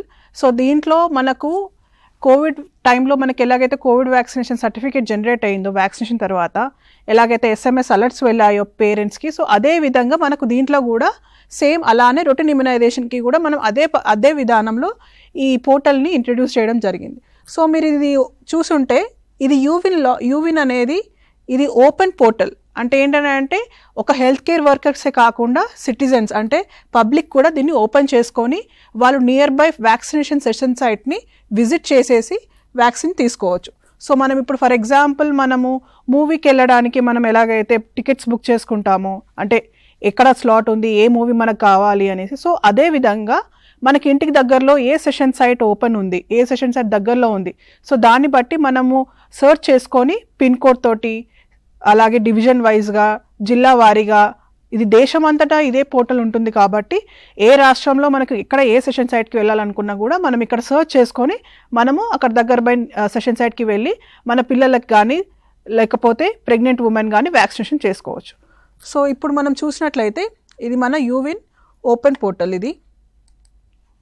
సో మనం యూవిన్ URL కొట్టగానే మనం ఇక్కడ మనకి ఇలాగా ministry of health and family welfare, home, platforms, videos. So videos అని అంటే మనకు కావాల్సిన వీడియోస్ కూడా మనకి ఇందులో ఉంటాయి. అంటే ఏంటి, ఇప్పుడు సిటిజన్స్ అంటే పబ్లిక్ ఎలా రిజిస్టర్ చేసుకోవాలి, లేదనంటే హెల్త్ ఫెసిలిటీలో ఉండే వీడియోస్ ఏంటిది, అండ్ వ్యాక్సినేటర్ లాగిన్లో మనము ముఖ్యమైన అంశాలకు రిలేటెడ్ వీడియోస్ మనకు ఇందులో కనిపిస్తాయి. సో ఇప్పుడు మనం ఇక్కడ చూసినట్లయితే చూడండి, ఇప్పుడు వెబ్ పోర్టల్లో మనకు ఒక ఇంగ్లీషే కాకుండా ఈ పోర్టల్ అంతా మనకు వివిధ లాంగ్వేజెస్లో కూడా మనకు అవైలబుల్గా ఉంది. సో దీంట్లో తెలుగు కూడా ఉంది మనకు. ఓకే, సో తెలుగు లాంగ్వేజెస్లో మనకు అన్ని రకాల లాంగ్వేజెస్లో మనకు ఇక్కడ మనకు పోర్టల్ అనేది అవైలబుల్గా ఉంటుంది. సో ఇక్కడ నేషనల్ ఇమ్యునైజేషన్ షెడ్యూల్ అండ్ మనకి ఇక్కడ సిటిజన్ యాప్ అంటే మన పబ్లిక్ మనకు ప్లే స్టోర్ నుంచి మనకు ఇందులో యూవిన్ అనేసి టైప్ చేసినప్పుడు ఇలాంటి సిటిజన్ యాప్ అనేది మనకు కనిపిస్తుంది. సో అబౌట్ యూవిన్ అంటే ఏంటిది అసలు, అండ్ ఎలా మనం వ్యాక్సినేషన్ చేసుకోవచ్చు, ప్రెగ్నెంట్ ఉమెన్ కానివ్వండి, చిల్డ్రన్ కానివ్వండి, ఎలా వ్యాక్సినేషన్ చేసుకోవచ్చు, ఎలా సిటిజన్ ఇక్కడ రిజిస్టర్ చేసుకోవచ్చు, అండ్ షెడ్యూల్ ఎలా చేసుకోవాలి, వ్యాక్సినేషన్ ఎలా చేసుకోవాలి, ప్రెగ్నెంట్ ఉమెన్ ఎలా చేసుకుంటారు, వ్యాక్సినేషన్ ఎలా తీసుకుంటారు, ఎలా సెషన్ సైట్కి విజిట్ చేయాలి. అండ్ ఇక్కడ మనకు సర్చ్ నియరెస్ట్ వ్యాక్సినేషన్ సెంటర్ అంటున్నారు. సో మొత్తం దేశంలో మనకి పోర్టల్ అవైలబుల్గా ఉంటుంది కాబట్టి ఏ రాష్ట్రంలో ఎలాగ మనం ఇది వ్యాక్సినేషన్ తీసుకోవచ్చు అనేది మనము ఆ యొక్క రాష్ట్రం పేరు సెలెక్ట్ చేసుకొని అండ్ జిల్లా వారీగా మనకు ఏ జిల్లాలో వ్యాక్సినేషన్ తీసుకోవాలనుకుంటున్నాము, అలాగే మనకు సబ్ డిస్ట్రిక్ట్ వారీగా ఎక్కడ మనము ఉంటున్నామో దాన్ని బట్టి మనం ఇక్కడ సర్చ్ చేసుకున్నప్పుడు ఇక్కడ చూడండి ఇది ఇలాగా మన ప్లాన్ చేసే సెషన్స్ అన్నీ. సో ప్రతి బుధవారం శనివారం ఏవైతే సెషన్స్ మనం ప్లాన్ చేస్తామో ఆ ప్లాన్ చేసిన సెషన్స్ అన్నీ ఇలా పబ్లిక్కి ఇలా కనిపిస్తుంది. సో అందుకే చాలా ఇంపార్టెంట్ విషయం ఏంటంటే మనం ప్లాన్ చేసే సెషన్స్ ఖచ్చితంగా అన్ని ప్లాన్ చేసిన సెషన్స్ అన్నీ మనము ఖచ్చితంగా సెషన్ స్టార్ట్ చేయాలి. అండ్ ఇమ్యునైజేషన్లో ఎవరైతే పిల్లలు వ్యాక్సినేట్ అయ్యారో వాళ్ళందరి డీటెయిల్స్ మనం ఇందులో అప్డేట్ చేయాలి. సో అందుకే సెషన్ ప్లాన్ చేసే ముందు రోజే మనము కరెక్ట్గా అన్ని ప్లాన్ చేసుకుంటే మనకు ఇలాంటి ఏమన్నా సడన్గా sessions by error session plan చేసుకున్నారు అండ్ ఆఖరికి చూస్తే సెషన్ నడవట్లేదు. సో ఒకవేళ పబ్లిక్ అక్కడికి వచ్చిందని అంటే మళ్ళీ ప్రాబ్లం అయిపోతుంది. సో అందుకనేసి మనం ప్లాన్ చేసే సెషన్స్ అన్నీ ముందు రోజే మనం కరెక్ట్గా అన్నీ చూసుకొని సెషన్స్ అన్నిటిని ప్లాన్ చేసుకోవాలి. సో ఇలా పబ్లిక్కి ఇలా కనిపిస్తుంది సర్చ్ చేస్తున్నప్పుడు నియరెస్ట్ సెంటర్లో ఎక్కడ మనకి ఈరోజు సెషన్ ఉంది. సో ఫర్ ఎగ్జాంపుల్ రేపు 9th August రోజు మనకు ఒక యూపీహెచ్సి చందులాల్ దగ్గర మనకు ఒక సెషన్ ఉంది. సో ఇలాగ మనకు సెషన్ సైట్ డీటెయిల్స్ అన్నీ ఓపెన్ పోర్టల్లో కనిపిస్తుంది. సో దీనికి లాగిన్ ఏం అవసరం లేదు, ఎవరైనా కూడా ఓపెన్ చేసి చూడొచ్చు ఎక్కడ నియరెస్ట్ సెషన్ సైట్ ఉంది అనేసి ఓపెన్ చేసి చూడొచ్చు. సో ఇలాగ మనకు సెషన్స్ అన్నీ ఇలా కనిపిస్తూ ఉంటాయి. అండ్ మోర్ ఓవర్ ఇంకొకటి ఏంటిదని అంటే మీరు ప్లాన్ చేసే సెషన్స్లో చాలా వరకు ఏమని డౌట్స్ వస్తున్నాయని అంటే ఒకటి ఏంటిదని అంటే ఒకవేళ మీరు డ్యూ లిస్ట్లో మనకు 10 మంది పిల్లలు ఉన్నారు ఈరోజు డ్యూ, కానీ వ్యాక్సినేషన్ 10 మందికి ఇస్తే యూవిన్లో ఒకరిదే ఎంట్రీ అవుతుంది. సో అలాంటి పొరపాట్లు చేయడం వల్ల ఏమవుతుందని అంటే మనకు వ్యాక్సినేషన్ తీసుకున్న పిల్లల వివరాలు ట్రాక్ లేకుండా అయిపోతుంది. మళ్ళీ మనకు వచ్చినప్పుడు మళ్ళీ మనము కొత్తగా అప్డేట్ చేయాల్సి ఉంటుంది. సో కాబట్టి ఫిజికల్గా వ్యాక్సినేట్ అయిన పిల్లలందరి వివరాలు అదే సెషన్కి మనము అప్డేట్ చేసుకోవాలి. ప్రతి సెషన్ మనకు నెక్స్ట్ డే 5 PM వరకు ఓపెన్ ఉంటుంది. మనంతటా మనము దాన్ని ఎండ్ చేసేంత వరకు ఆ సెషన్ నెక్స్ట్ డే 5 PM వరకు ఓపెన్ ఉంటుంది. కాబట్టి ఆ సెషన్లో ఎవరైతే పిల్లలు ఫిజికల్గా వ్యాక్సినేట్ అయ్యారో వాళ్ళందరి డీటెయిల్స్ని మనము సెషన్ స్టార్ట్ సెషన్ చేశాక మనము డీటెయిల్స్ అన్నిటిని అప్డేట్ చేసుకోవాలి. సో ఇక్కడ మనం పిన్ కోడ్తో కూడా మనము సర్చ్ చేసుకోవచ్చు. సో బెనిఫిట్స్ ఆఫ్ యూవిన్ వల్ల ఏమేమి ప్రయోజనాలు ఉన్నాయి. సో ఇది మనకు డిజిటైజేషన్ వ్యాక్సినేషన్ రికార్డ్ ఉంటుంది, అక్నాలెడ్జ్మెంట్ ఉంటుంది అండ్ పేరెంట్స్కి నోటిఫికేషన్ అండ్ రిమైండర్స్ వెళ్తుంది SMS ద్వారా. సో SMS ద్వారా నెక్స్ట్ వ్యాక్సినేషన్ ఎప్పుడు తీసుకోవాలి, ఏ వ్యాక్సిన్ తీసుకున్నారు అనే స్టేటస్ కూడా వాళ్ళకు ఉంటుంది. మళ్ళీ మనకు డోస్కి మధ్యలో ఎంతైతే ఇంటర్వెల్ ఉండాలో అది కూడా మనకు యూవిన్ ఆటోమేటిక్గా మనం కరెక్ట్ డేట్స్ ఇచ్చినప్పుడు అది మనకు అప్డేట్ చేస్తుంది. అండ్ ఇదంతా మనకు యూవిన్ అంతా మనకు మొత్తం దేశంలో ఎక్కడంటే అక్కడ మనము యూజ్ చేసుకోవడానికి ఉంటుంది. ఎక్కడైనా మనం వ్యాక్సినేషన్ తీసుకోవచ్చు మన యొక్క వ్యాక్సినేషన్ కార్డ్ తోటి. సో ఇలాగ ఫ్రీక్వెంట్లీ ఆస్క్డ్ క్వశ్చన్స్ ఒకవేళ మీకు ఏమైనా డౌట్స్ ఉన్నా కూడా మనం ఇక్కడ ఓపెన్ చేసుకొని చూసుకొని మన డౌట్ ఏదైతే ఉందో దాన్ని మనం ఇక్కడ క్లారిఫై చేసుకోవచ్చు. సో వ్యాక్సినేషన్కి సంబంధించింది, private vaccination centre, vaccination certificate గురించి సో ఏవైతే డౌట్స్ ఉన్నాయో అవన్నిటిని మనము ఇక్కడ చూసుకోవచ్చు. ఫర్ ఎగ్జాంపుల్ ఇప్పుడు నాకు తెలుగు లాంగ్వేజ్ కావాలని ఉంది. ఈ వెబ్ పోర్టల్లో మనం ఇక్కడ తెలుగు లాంగ్వేజ్ ఓపెన్ చేయగానే క్లిక్ చేయగానే మనకు అంత తెలుగులో వచ్చేస్తుంది. సో ఇది ఓన్లీ ఇంగ్లీష్లోనే కాదు, మనకు తెలుగు లాంగ్వేజ్లో కూడా మనకు ఈ యూవిన్ అనే పోర్టల్ మనకు అందుబాటులో ఉంది.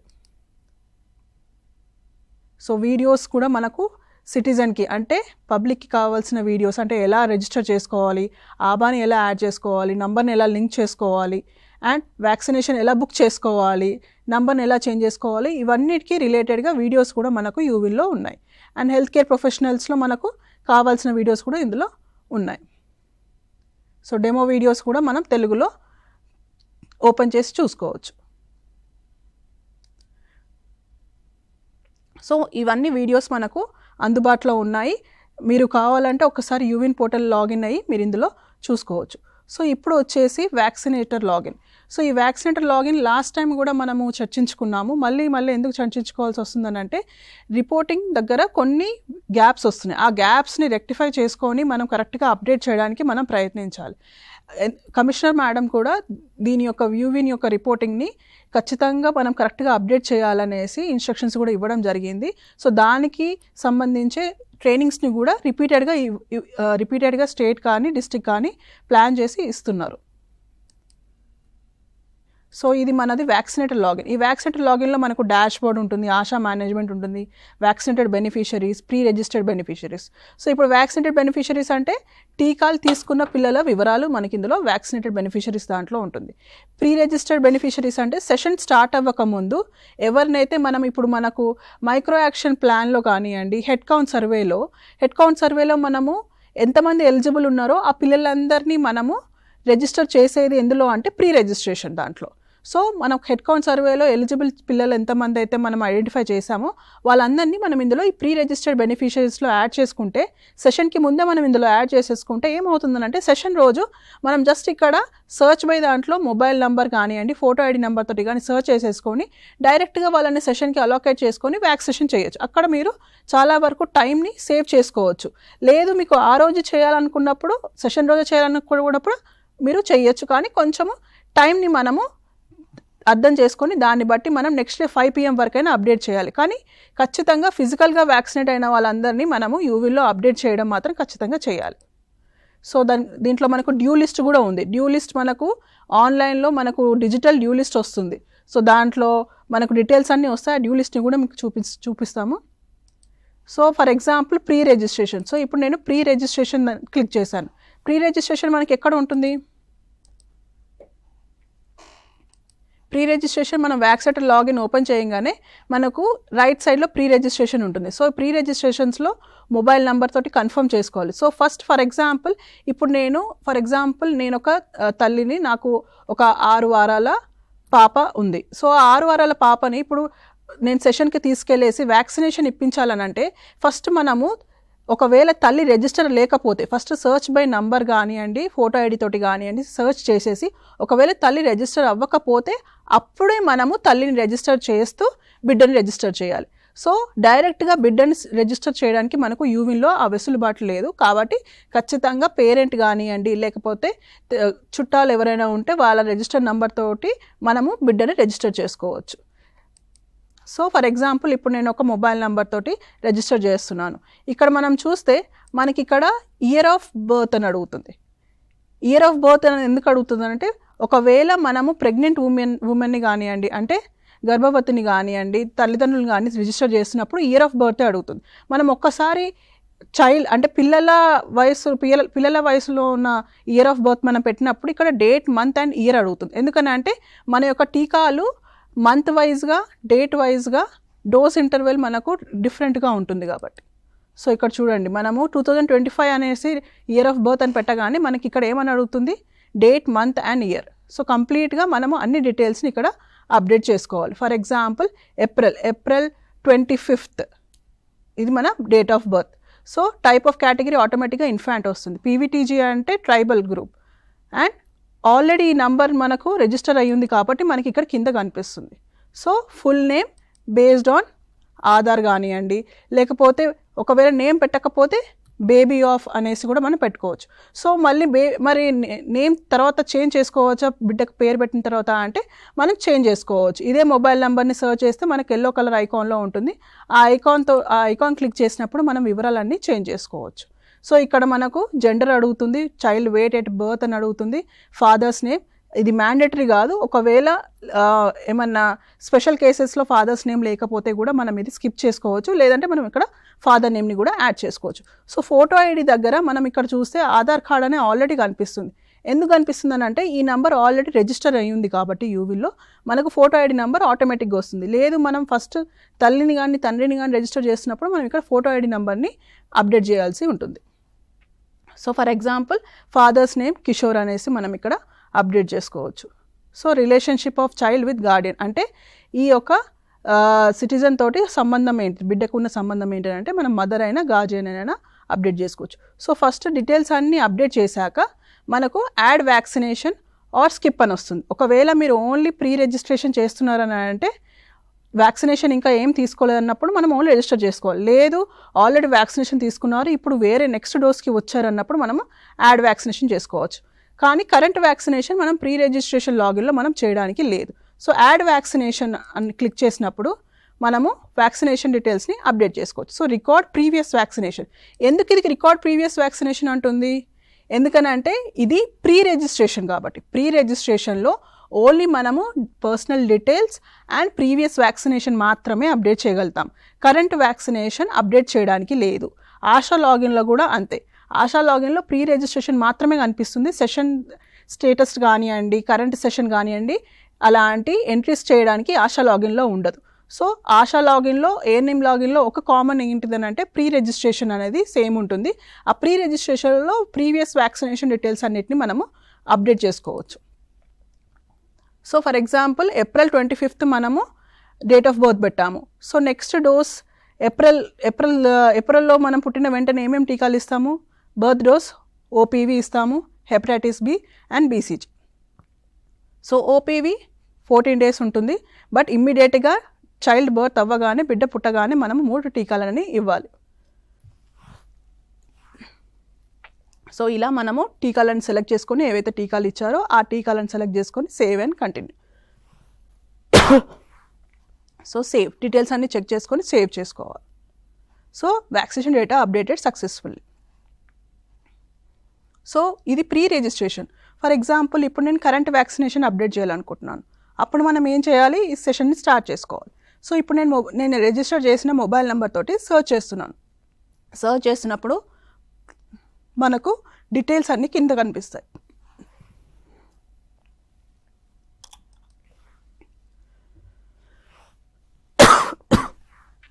సో బేబీ ఆఫ్ కవిత.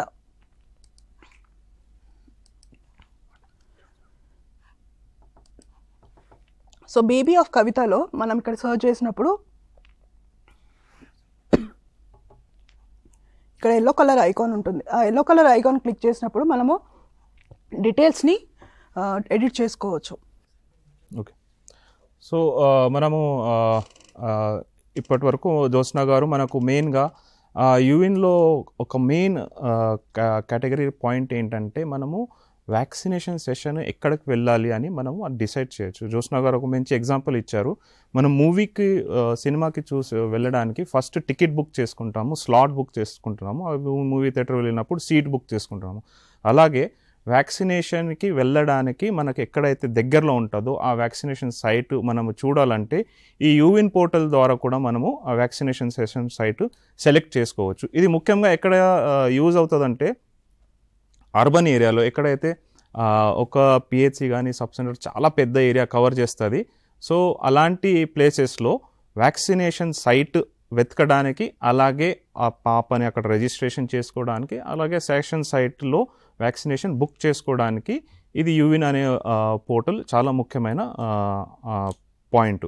ఇది ఆల్రెడీ మనము జ్యోత్స్న గారు ఇందాక చెప్పినట్టు కోవిడ్ వ్యాక్సినేషన్ టైంలో మనకు వ్యాక్సినేషన్స్ స్లాట్స్ బుక్ చేసుకున్నాము. అదేవిధంగా రూటీన్ ఇమ్యునైజేషన్లో వచ్చే ప్రతి ఒక్క వ్యాక్సినేషన్కి కూడా మనము స్లాట్స్ బుక్ చేసుకోవచ్చు. సో అగైన్ జ్యోత్స్న గారు will continue the same topic. Okay, thank you doctor Vikram. So మనం ఇక్కడ చూసినట్టయితే మనం ఇక్కడ అప్డేట్ ప్రీవియస్ వ్యాక్సినేషన్. సో మనకి అప్డేట్ ప్రీవియస్ వ్యాక్సినేషన్ అనేది ఎప్పుడు చేయొచ్చు అని అంటే, ఒకవేళ వ్యాక్సినేషన్ కంప్లీట్గా మనము అప్డేట్ చేసింది ప్రీవియస్ వ్యాక్సినేషన్లో అప్డేట్ చేసినప్పుడే మనకు డేట్ ఆఫ్ బర్త్ కానివ్వండి, వ్యాక్సినేషన్ కానివ్వండి చేంజ్ చేయొచ్చు. సో డేట్ ఆఫ్ బర్త్ ఒకటే కండిషన్లో మనం చేంజ్ చేయగలుగుతాం. ఏంటిదని అంటే, వ్యాక్సినేషన్ ఒకవేళ ప్రీవియస్ వ్యాక్సినేషన్లో అప్డేట్ అయినప్పుడే మనం డేట్ ఆఫ్ బర్త్ని చేంజ్ చేయొచ్చు. ఒక్కసారి డేట్ ఆఫ్ బర్త్ని చేంజ్ చేశాక మనం కరెంట్ వ్యాక్సినేషన్లో మనము వ్యాక్సినేషన్ అప్డేట్ చేస్తే మనము డేట్ ఆఫ్ బర్త్ చేంజ్ చేయడానికి ఉండదు. సో కాబట్టి డేట్ ఆఫ్ బర్త్ని కరెంట్ వ్యాక్సినేషన్లో అప్డేట్ చేస్తున్నప్పుడు చాలా జాగ్రత్తగా మనము స్కెడ్యూల్లో ఉన్నప్పుడే, బెనిఫిషియరీ స్కెడ్యూల్లో ఉన్నప్పుడే మనము డేట్ ఆఫ్ బర్త్ని చేంజ్ చేసుకోవచ్చు. వన్స్ బిడ్డ యొక్క డీటెయిల్స్ వెరిఫైడ్లోకి వెళ్ళిపోయాక మనము డేట్ ఆఫ్ బర్త్ని చేంజ్ చేయడానికి లేదు. సో మనం ఇక్కడ చూసినట్టయితే 25th April మనకు 3 టీకాలు తీసుకోవడం జరిగింది. సో ఫర్ ఎగ్జాంపుల్ ఇప్పుడు మనం 25th April అనేసి మనం అప్డేట్ చేసాము, కానీ ఒకవేళ OPV 26th April రోజు తీసుకున్నారు. సో మళ్ళీ మనం మొబైల్ నెంబర్ చెక్ చేస్తూ సర్చ్ చేస్తూ మనము డీటెయిల్స్ని చేంజ్ చేయొచ్చు. ఇది ఓన్లీ మనకు ప్రీవియస్ వ్యాక్సినేషన్లో ఈ వ్యాక్సిన్లు అన్నీ అప్డేట్ అయినప్పుడు మాత్రమే మనకి ఈ వెసులుబాటు ఉంటుంది. సో OPV1 కూడా. సో 25th ఏప్రిల్ అంటే ఇప్పటికి మనకు 6 వారాలకు కూడా టీకా తీసుకొని ఉంటారు. సో ఆ 6 వారాల టీకాల డేట్లు కూడా మనం ఇక్కడ అప్డేట్ చేసుకోవాలి. డేట్స్ ఖచ్చితంగా మనం అప్డేట్ చేయాలి. ఎందుకంటే ఆ డేట్స్ని బట్టే నెక్స్ట్ డోస్ మనకు కరెక్ట్గా వ్యాలిడేషన్ ఉంటుంది. అంటే 28 రోజుల తేడాతోటి మనకు డ్యూ అనేది కనిపిస్తుంది. లేదంటే మనకు డ్యూ అనేది కొంచెం కష్టం అవుతుంది. సో PCV అండ్ ఆల్సో మనకు 6 వారాలకు ఇచ్చే 5 టీకాల పేర్లు ఏవైతే ఉన్నాయో ఆ టీకాల డేట్ని మనం ఇక్కడ సెలెక్ట్ చేసుకోవాలి. సో PCV, పెంటావాలెంట్ ఇవన్నీ టీకాలని మనం సెలెక్ట్ చేసుకుంటూ డేట్ని కూడా మనం ఇక్కడ మెన్షన్ చేసుకోవాలి. So 45 days 25th April to 45 days మనకి ఎప్పుడు వస్తుంది డేట్? 10th జూన్కు వస్తుంది. సో అన్ని డీటెయిల్స్ని మనము చెక్ చేసుకుంటూ మనము ఒకవేళ కరెక్షన్స్ కావాలంటే ఆ ఎల్లో కలర్ ఐకాన్ తోటి చూస్తే మనం చూడండి ఇక్కడ ఎల్లో కలర్ ఐకాన్ని మనం క్లిక్ చేసినప్పుడు ఈ వ్యాక్సినేషన్ అంతా ప్రీవియస్ వ్యాక్సినేషన్లో అప్డేట్ అయింది కాబట్టి మనకి ఇక్కడ డేట్ ఆఫ్ బర్త్ చేంజ్ చేయడానికి ఉంటుంది. లేదు ఈ వ్యాక్సినేషన్ అంతా కరెంట్లో అప్డేట్ అయిపోయి రిపోర్ట్ సబ్మిట్ అయినట్టయితే మనం ఈ డేట్ ఆఫ్ బర్త్ని చేంజ్ చేయడానికి ఉండదు. సో ఇలా మనము డీటెయిల్స్ అన్నిటిని అప్డేట్ చేసుకోవాలి. ఒకవేళ బిడ్డ డెత్ అయినప్పుడు కానివ్వండి, HP వాల్యూ కానివ్వండి, ఆబా జనరేట్ చేయాలనుకున్నా కూడా మనం ఇక్కడ ఆబాని కూడా జనరేట్ చేసుకోవచ్చు.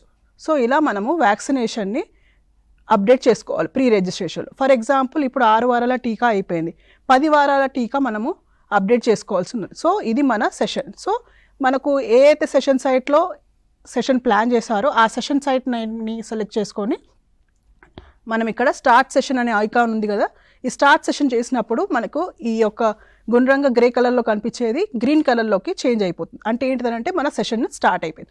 సో మనము కోవిడ్లో చూసినట్టుగానే మనకి ఇక్కడ స్కెడ్యూల్, వెరిఫైడ్, వ్యాక్సినేటెడ్, రిజెక్టెడ్ అని ఉంది. సో బిడ్డ వివరాలు స్కెడ్యూల్లో ఉన్నప్పుడే మనము డేట్ ఆఫ్ బర్త్ని చేంజ్ చేయడానికి ఉంటుంది. ప్రీవియస్ వ్యాక్సినేషన్లో అప్డేట్ అయినప్పుడే డేట్ ఆఫ్ బర్త్ చేంజ్ చేయడానికి ఉంటుంది. సో ఈ 2 సిచ్యువేషన్లో మాత్రమే మనం డేట్ ఆఫ్ బర్త్ని చేంజ్ చేసుకోవచ్చు. సో ఫర్ ఎగ్జాంపుల్ ఇప్పుడు మనము ఆల్రెడీ రిజిస్టర్ చేసిన బిడ్డకి మనము 2వ డోసు మనము అప్డేట్ చేద్దాం. సో ఈరోజు మనకు సెషన్కి వచ్చారు. ఇంకొకటి ఏంటంటే ముఖ్యంగా చూసినట్లయితే సెషన్ స్టార్ట్ చేసిన తర్వాత మనకి ఇక్కడ స్లాట్స్ అవైలబుల్ 50/50. ఈ స్లాట్స్ అనే దానికి లిమిటేషన్ ఏమి ఉండదండి. యాజ్ పర్ ద డ్యూ, అంటే మీకు ఒకవేళ 10 మంది పిల్లలు ఈరోజు డ్యూ ఉన్నారంటే మీరు 10 పెట్టుకోవచ్చు, 12 పెట్టుకోవచ్చు, 15 కూడా పెట్టుకోవచ్చు. ఎందుకంటే ఈ డ్యూ అనేది మన లిమిటేషన్ బట్టే ఉంటుంది, కానీ అక్కడ మనకు ఇన్ని నంబరే పెట్టుకోవాలి, ఇదే నంబర్ పెట్టుకోవాలనే లిమిట్ అనేది ఏమీ ఉండదు. సో దాదాపు ఏమవుతుందనంటే ఫర్ ఎగ్జాంపుల్ 10 మంది పిల్లలు మాత్రమే డ్యూ ఉన్నారు ఈరోజు, సో నేను 10 పెట్టుకుంటాననేసి 10 మంది స్లాట్సే పెడుతున్నారు. ఈ స్లాట్స్ అవైలబుల్ అనేది ఇది మన ఒక్కరికే కాదు, పబ్లిక్కి కూడా కనిపిస్తుంది.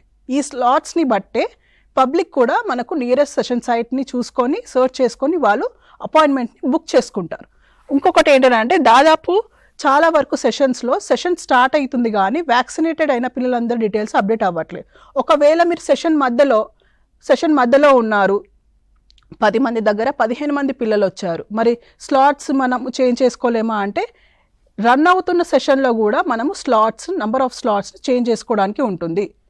సో సెషన్ స్టార్ట్ అయ్యాక స్లాట్స్ చేంజ్ చేసుకోలేము, అలాంటి ఇబ్బందులు ఏమీ ఉండవు. సో మీ యొక్క డేటా ఎంట్రీ ఆపరేటర్ ఎవరైతే మీకు సెషన్స్ ప్లాన్ చేసి ఇచ్చారో వాళ్ళకి ఫోన్ చేసేసి మీరు స్లాట్స్ని ఇంక్రీజ్ చేసుకోవచ్చు లేదా డిక్రీజ్ కూడా చేసుకోవచ్చు. సో సెషన్ స్టార్ట్ చేశాక ఫస్ట్ మనం చేయాల్సింది, ఎవరు వచ్చినా కూడా మీ యొక్క సెషన్ సైట్కి ఎవరు వచ్చినా కూడా వ్యాక్సినేషన్కి ఫస్ట్ మీరు అడగాల్సింది వారి యొక్క మొబైల్ నెంబర్ కానివ్వండి, ఫోటో ఐడి నెంబర్ కానివ్వండి.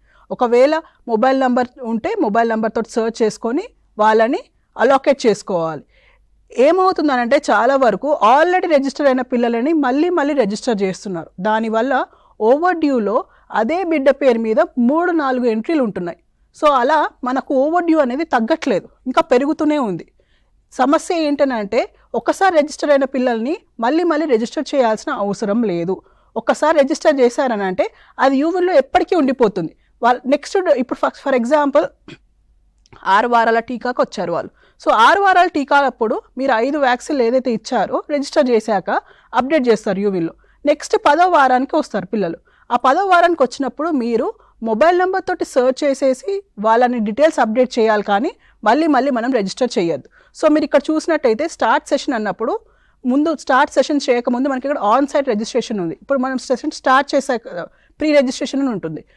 సో మనం సెషన్ స్టార్ట్ చేశాక ఆన్ సైట్ రిజిస్ట్రేషన్ అని ఉంటుంది.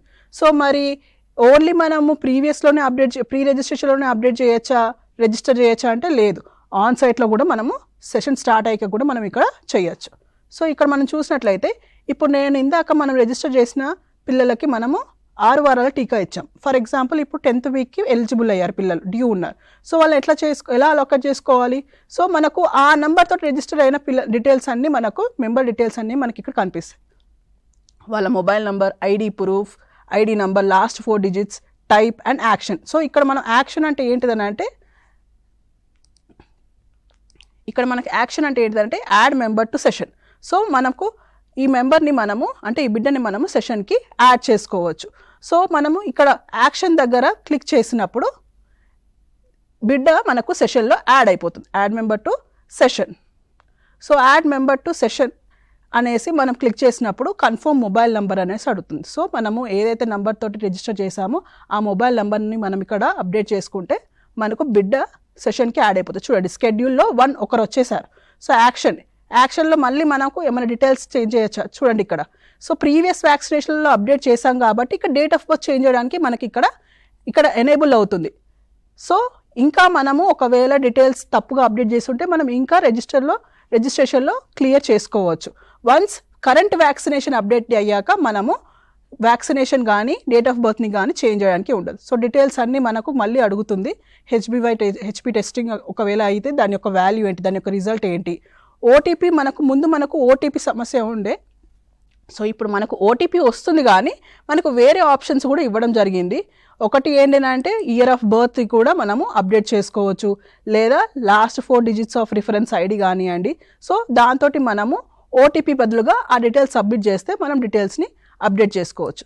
చూడండి ఇక్కడ last 4 digits of beneficiary reference ID already register అయ్యి వ్యాక్సినేషన్ తీసుకున్నప్పుడు మనకు రిఫరెన్స్ ఐడి జనరేట్ అవుతుంది కదా. సో దాంట్లో 4 digits కానివ్వండి. మల్టీఫ్యాక్టోరియల్ పాస్వర్డ్ అంటే పేరుతోటి కలిపి మనము పాస్వర్డ్ని అప్డేట్ చేయాల్సి ఉంటుంది. ఇయర్ ఆఫ్ బర్త్, సో దాదాపు అందరు ఇయర్ ఆఫ్ బర్త్నే మనము అప్డేట్ చేసుకుంటాం. సో ఇయర్ ఆఫ్ బర్త్ని కరెక్ట్గా ఇక్కడ అప్డేట్ చేసుకుంటే మనకు ఓటీపీ అనేది అవసరం ఉండదు ఇక్కడ. సో ఫర్ ఎగ్జాంపుల్ నేను ఇప్పుడు ఇయర్ ఆఫ్ బర్త్ మనం ఏప్రిల్ 2025 కదా ఇయర్ ఆఫ్ బర్త్ పెట్టింది. So year of birth 2025 and verify. So verify చేసినప్పుడు వెరిఫైడ్ సక్సెస్ఫుల్లీ వస్తుంది. సో ఇప్పుడు మనము ఏదైతే ఇక్కడ ఇంకొకటి ముఖ్యమైన అంశం ఏంటిదని అంటే ఎల్జిడి విలేజ్. సో మనం ప్రతి ఒక్క వ్యాక్సినేషన్కి ఎల్జిడి విలేజ్ అనేది ఖచ్చితంగా అప్డేట్ చేసుకోవాలి. ఎల్జిడి విలేజ్ అనేది ఎందుకు ఇంపార్టెంట్ అని అంటే ఒకవేళ ఆ యొక్క ఏఎన్ఎం ఏరియాకు సంబంధించిన పిల్లలు అయితే వాళ్ళని మనం ఈ ఎల్జిడి విలేజ్ కానివ్వండి, ఒకవేళ లేదు ఆ బిడ్డ మీ యొక్క ఏరియాకు సంబంధించిన వాళ్ళు కారంటే ట్యాగ్ టు సెషన్ సైట్ చేయొచ్చు. కానీ ఎల్జిడి విలేజ్ చేయడం వల్ల ఏమవుతుందంటే మీ ఏరియాకు సంబంధించిన పిల్లల వివరాలన్నీ మీకు మీ యొక్క వ్యాక్సినేటెడ్ బెనిఫిషరీస్ దాంట్లో లిస్ట్లో వచ్చేస్తుంది. కాబట్టి మీరు ప్రతిసారి రిజిస్టర్ చేయకుండా వాళ్ళ నంబర్కి అవసరం లేకుండా జస్ట్ వాళ్ళ డీటెయిల్స్ని డౌన్లోడ్ చేసుకుంటే మీకు వివరాలన్నీ కనిపించేస్తాయి. ఆ వివరాలతోటి మీరు రిజిస్టర్ చేయొచ్చు. నెక్స్ట్ డోస్ కూడా మీరు అప్డేట్ చేయొచ్చు. సో ఆశా అనేది ఖచ్చితంగా ఆశాని కూడా అప్డేట్ చేసుకోవాలి. సో ఆశాని అప్డేట్ చేసుకోవడం వల్ల ఏమవుతుందని అంటే నెక్స్ట్ సెషన్కి పిల్లలని తీసుకురావడానికి ఆశ ఎప్పుడైతే ఇంటింటికి వెళ్ళి పిల్లలని మొబిలైజ్ చేస్తారో అప్పుడు వాళ్ళకు డ్యూ లిస్ట్లో ఈ పిల్లలు ఉన్నారనేసి వాళ్ళకి ఈజీగా అర్థమైపోతుంది. వాళ్ళని వెళ్ళి తీసుకొని వచ్చి వ్యాక్సినేషన్ ఇప్పించడానికి వాళ్ళకు ఈజీగా అయిపోతుంది. సో ఇక్కడ కరెంట్ వ్యాక్సినేషన్ ఉంటుంది, previous vaccination. So LGD village, ASHA, tag to session site. So LGD విలేజ్లో ఫర్ ఎగ్జాంపుల్ వనంపల్లి అనేది ఎల్జిడి విలేజ్ అనుకోండి. ఆశ విజయ్ అని ఒక ఆశ ఉన్నారు. సో ఆ ఏరియాకి సంబంధించిన ASHA. So select all doses eligible. So మనకు ఇప్పుడు వచ్చింది 14th వీక్కి లేదా 6 వారాల టీకాలు ఏవైతే ఉన్నాయో అవన్నీ మనం ఇక్కడ చెక్ చేసుకొని వ్యాక్సినేట్ మెంబర్ చేసుకోవాలి. ఒకటి ఏంటంటే ఫర్ ఎగ్జాంపుల్ డీటెయిల్స్ని మనం కరెక్ట్గా అప్డేట్ చేయలేకపోయాము. ఇక్కడ డీటెయిల్స్ పెంటావాలెంట్ వ్యాక్సిన్ కానివ్వండి, రోటావైరస్ వ్యాక్సిన్ కానీ ఇవ్వలేదు కానీ అప్డేట్ అయిపోయింది. సో అప్పుడు ఏం చేయొచ్చు అంటే మనం సబ్మిట్ చేశాక కూడా మనకి ఇక్కడ మెంబర్ వ్యాక్సినేషన్ అనేది ఉంటుంది. ఈ మెంబర్ వ్యాక్సినేషన్ అనే దగ్గర ఇక్కడ మనం ఒక యారో ఉంటుంది. ఆ యారోని క్లిక్ చేసినప్పుడు మనకు ఈజీగా మనము ఈ డీటెయిల్స్ని మళ్ళీ కరెక్షన్ చేసుకోవచ్చు. అంటే ఏంటి, for example OPV vaccine, rotavirus vaccine. So OPV virus vaccine ఇవ్వలేదు. సో ఓపీవీ వ్యాక్సిన్ ఇవ్వకుండా మనం అప్డేట్ చేసాము ఇంతకుముందు. సో మనం అది కరెక్ట్గా చూసుకొని మనం అన్ని డీటెయిల్స్ని అన్ని వ్యాక్సిన్లని కరెక్ట్గా అప్డేట్ చేసుకోవచ్చు. So save and continue, LGD village select చేస్తూ save and continue. So save and continue click చేసినప్పుడు మనం ఇందాక ఓపీవీ ఏదైతే అప్డేట్ చేసామో ఇప్పుడు కరెక్షన్ చేసుకున్నాం కదా, సో ఇప్పుడు మనకు ఓపీవీ కనిపించదు. So vaccinate member. సో మెంబర్ని వ్యాక్సినేట్ చేశాక మనకు సర్టిఫికెట్ అనేది జనరేట్ అవుతుంది. Download acknowledgement. So acknowledgement download చేసినప్పుడు ఇప్పుడు మీరు చూసినట్లయితే మనకు అన్ని ఎంసీపీ కార్డ్ మాదిరిగానే మనకు వ్యాక్సినేషన్ కార్డ్ అనేది జనరేట్ అవుతుంది. సో దాంట్లో అన్ని వివరాలు ఉంటాయి, ప్లస్ నెక్స్ట్ డోస్ ఏది తీసుకోవాలో కూడా ఉంటుంది. సో ఇది మన వ్యాక్సినేషన్ కార్డ్. సో ఈ వ్యాక్సినేషన్ కార్డులో మనం చూసినట్లయితే ఓపీవీ మనము అప్డేట్ చేయలేదు. సో ఓపీవీ అప్డేట్ చేయలేదు కాబట్టి మనకి ఇక్కడ అప్డేట్ అవ్వలేదు. ఫర్ ఎగ్జాంపుల్ లేదు ఓపీవీ తీసుకున్నారు కానీ బై మిస్టేక్ నేను అప్డేట్ చేయలేదు అన్నప్పుడు మనము మరి కరెక్షన్ చేయొచ్చా అంటే కరెంట్ సెషన్లో ఒకవేళ సెషన్స్ క్లోజ్ చేయకపోతే మనం కరెక్షన్ చేయడానికి ఉంటుంది. ఎలా ఉంటుంది అని అంటే వ్యాక్సినేటెడ్ దాంట్లోకి వెళ్ళాక మనకు ఇక్కడ action download certificate or and vaccination details అంటుంది. అండు వ్యాక్సినేషన్ డీటెయిల్స్ అంటే ఏం లేదు. సో ఇందాక మనం అప్డేట్ చేసిన వ్యాక్సినేషన్ డీటెయిల్స్ ఒకవేళ పొరపాటుగా అప్డేట్ చేసాము, కరెక్షన్ చేయాలి, ఓపీవీ ఇచ్చాను కానీ అప్డేట్ చేయలేకపోయాను అన్నప్పుడు మనము అండు అనే ఆప్షన్ క్లిక్ చేసినప్పుడు ఏమవుతుందని అంటే వ్యాక్సినేటెడ్గా ఉన్న బిడ్డ యొక్క వివరాలు వెరిఫైడ్లోకి వెళ్ళిపోతుంది. ఆ వెరిఫైడ్లోకి వెళ్ళిపోయినప్పుడు మనం అక్కడ వెరిఫైడ్ క్లిక్ చేసినప్పుడు మనకు ఆ యొక్క బిడ్డ డీటెయిల్స్ని మళ్ళీ మనకు కనిపిస్తాయి. మళ్ళీ మనం ఇక్కడ అన్ని డీటెయిల్స్ని కరెక్ట్గా అప్డేట్ చేసుకోవచ్చు. సో ఇది ఓన్లీ సెషన్ రన్ అవుతున్నప్పుడు మాత్రమే మనకు ఈ వెసులుబాటు ఉంటుంది. సెషన్ ఒక్కసారి క్లోజ్ అయిపోయాక మనకు ఎలాంటి కరెక్షన్స్ చేయడానికి ఉండదు. సో ఇలా మనం అన్ని డీటెయిల్స్ని చెక్ చేసుకొని వ్యాక్సినేట్ మెంబర్ని క్లిక్ చేసుకోవాలి. చేసుకున్నప్పుడు మనకు సర్టిఫికేట్ జనరేట్ అయినప్పుడు మనం ఇక్కడ అప్డేట్ చేసుకొని చూడొచ్చు. సో ఇలాగా మనకు డ్యూ లిస్ట్ కూడా కనిపిస్తుంది. So vaccinated beneficiaries, due list ఇదంతా కనిపిస్తుంది. సో వ్యాక్సినేటెడ్ బెనిఫిషరీస్లో మనము డేట్ వైజ్గా కూడా చూసుకోవచ్చు, సెషన్ సైట్ వైజ్ కూడా చూసుకోవచ్చు. ఫర్ ఎగ్జాంపుల్ ఈరోజు మనం వ్యాక్సినేట్ చేసిన పిల్లల వివరాలను కూడా మనము ఇందులో చూసుకోవచ్చు. సో ఇది మన ఏఎన్ఎం లాగిన్. సో ఏఎన్ఎం లాగిన్లో ఇంకొకటి ఏంటంటే బెనిఫిషరీస్ వ్యాక్సినేటెడ్ బెనిఫిషరీస్ డీటెయిల్స్ అన్నప్పుడు మనం డౌన్లోడ్ చేసినప్పుడు మనకి ఇలా వ్యాక్సినేటెడ్ బెనిఫిషరీస్ డీటెయిల్స్ అనేవి కనిపిస్తాయి. మనం ఇక్కడ ఏ యొక్క ఫెసిలిటీ ఉందో ఆ ఫెసిలిటీ నేమ్ ఇక్కడ మనం క్లిక్ చేసుకొని సెషన్ సైట్, ఏ సెషన్ సైట్ యొక్క బెనిఫిషరీ వ్యాక్సినేటెడ్ లిస్ట్ చూడాలనుకుంటున్నామో ఆ సెషన్ సైట్ని క్లిక్ చేస్తూ ఏ డేట్ నుంచి అంటే ఒక డేట్ నుంచి ఇంకొక డేట్ నుంచి మనకి ఏదైతే వ్యాక్సినేటెడ్ పిల్లల వివరాలు కావాలనుకుంటున్నామో ఫ్రమ్ టు డేట్ డీటెయిల్స్ మనం ఇక్కడ అప్డేట్ చేసుకుంటే మనం ఇక్కడ డౌన్లోడ్ చేసుకోవచ్చు. మరి డౌన్లోడ్ చేసుకున్నప్పుడు మనకు ఫైల్ ఎలాగ అనిపిస్తుంది అని అంటే విత్ ఆల్ డీటెయిల్స్, అంటే అన్ని వివరాలు ఏంటిది, టైప్ ఆఫ్ బెనిఫిషరీ అంటే పిల్లల గర్భవతిగా లేకపోతే వాళ్ళ యొక్క పేరు, గార్డియన్ నేమ్, వాళ్ళ mother name, date of birth, mobile number, photo ID type, photo ID number, A vaccinator ఎవరికి టీకా ఇచ్చారు, అవన్నీ వివరాలన్నీ మనకి ఇక్కడ కనిపిస్తాయి. సో ఏ టీకా ఎప్పుడు ఇచ్చారు ఏంటిది అనేది మనకి ఇక్కడ కనిపిస్తుంది చూడండి. సో యాంటీజెన్ వైజ్గా ఏ వ్యాక్సిన్ మనము ఆ బిడ్డకి ఇచ్చాము అనే డీటెయిల్స్ మనకి ఇక్కడ కనిపిస్తుంది. నెక్స్ట్ వచ్చేసి రిపోర్ట్ ఏఎఫ్ఐ. సో ఇంతకుముందు ఏఎఫ్ఐ అనేది ఓన్లీ డిస్ట్రిక్ట్ వరకు మాత్రమే సేఫ్ ఫ్యాక్ పోర్టల్లో అప్డేట్ చేసేవాళ్ళు.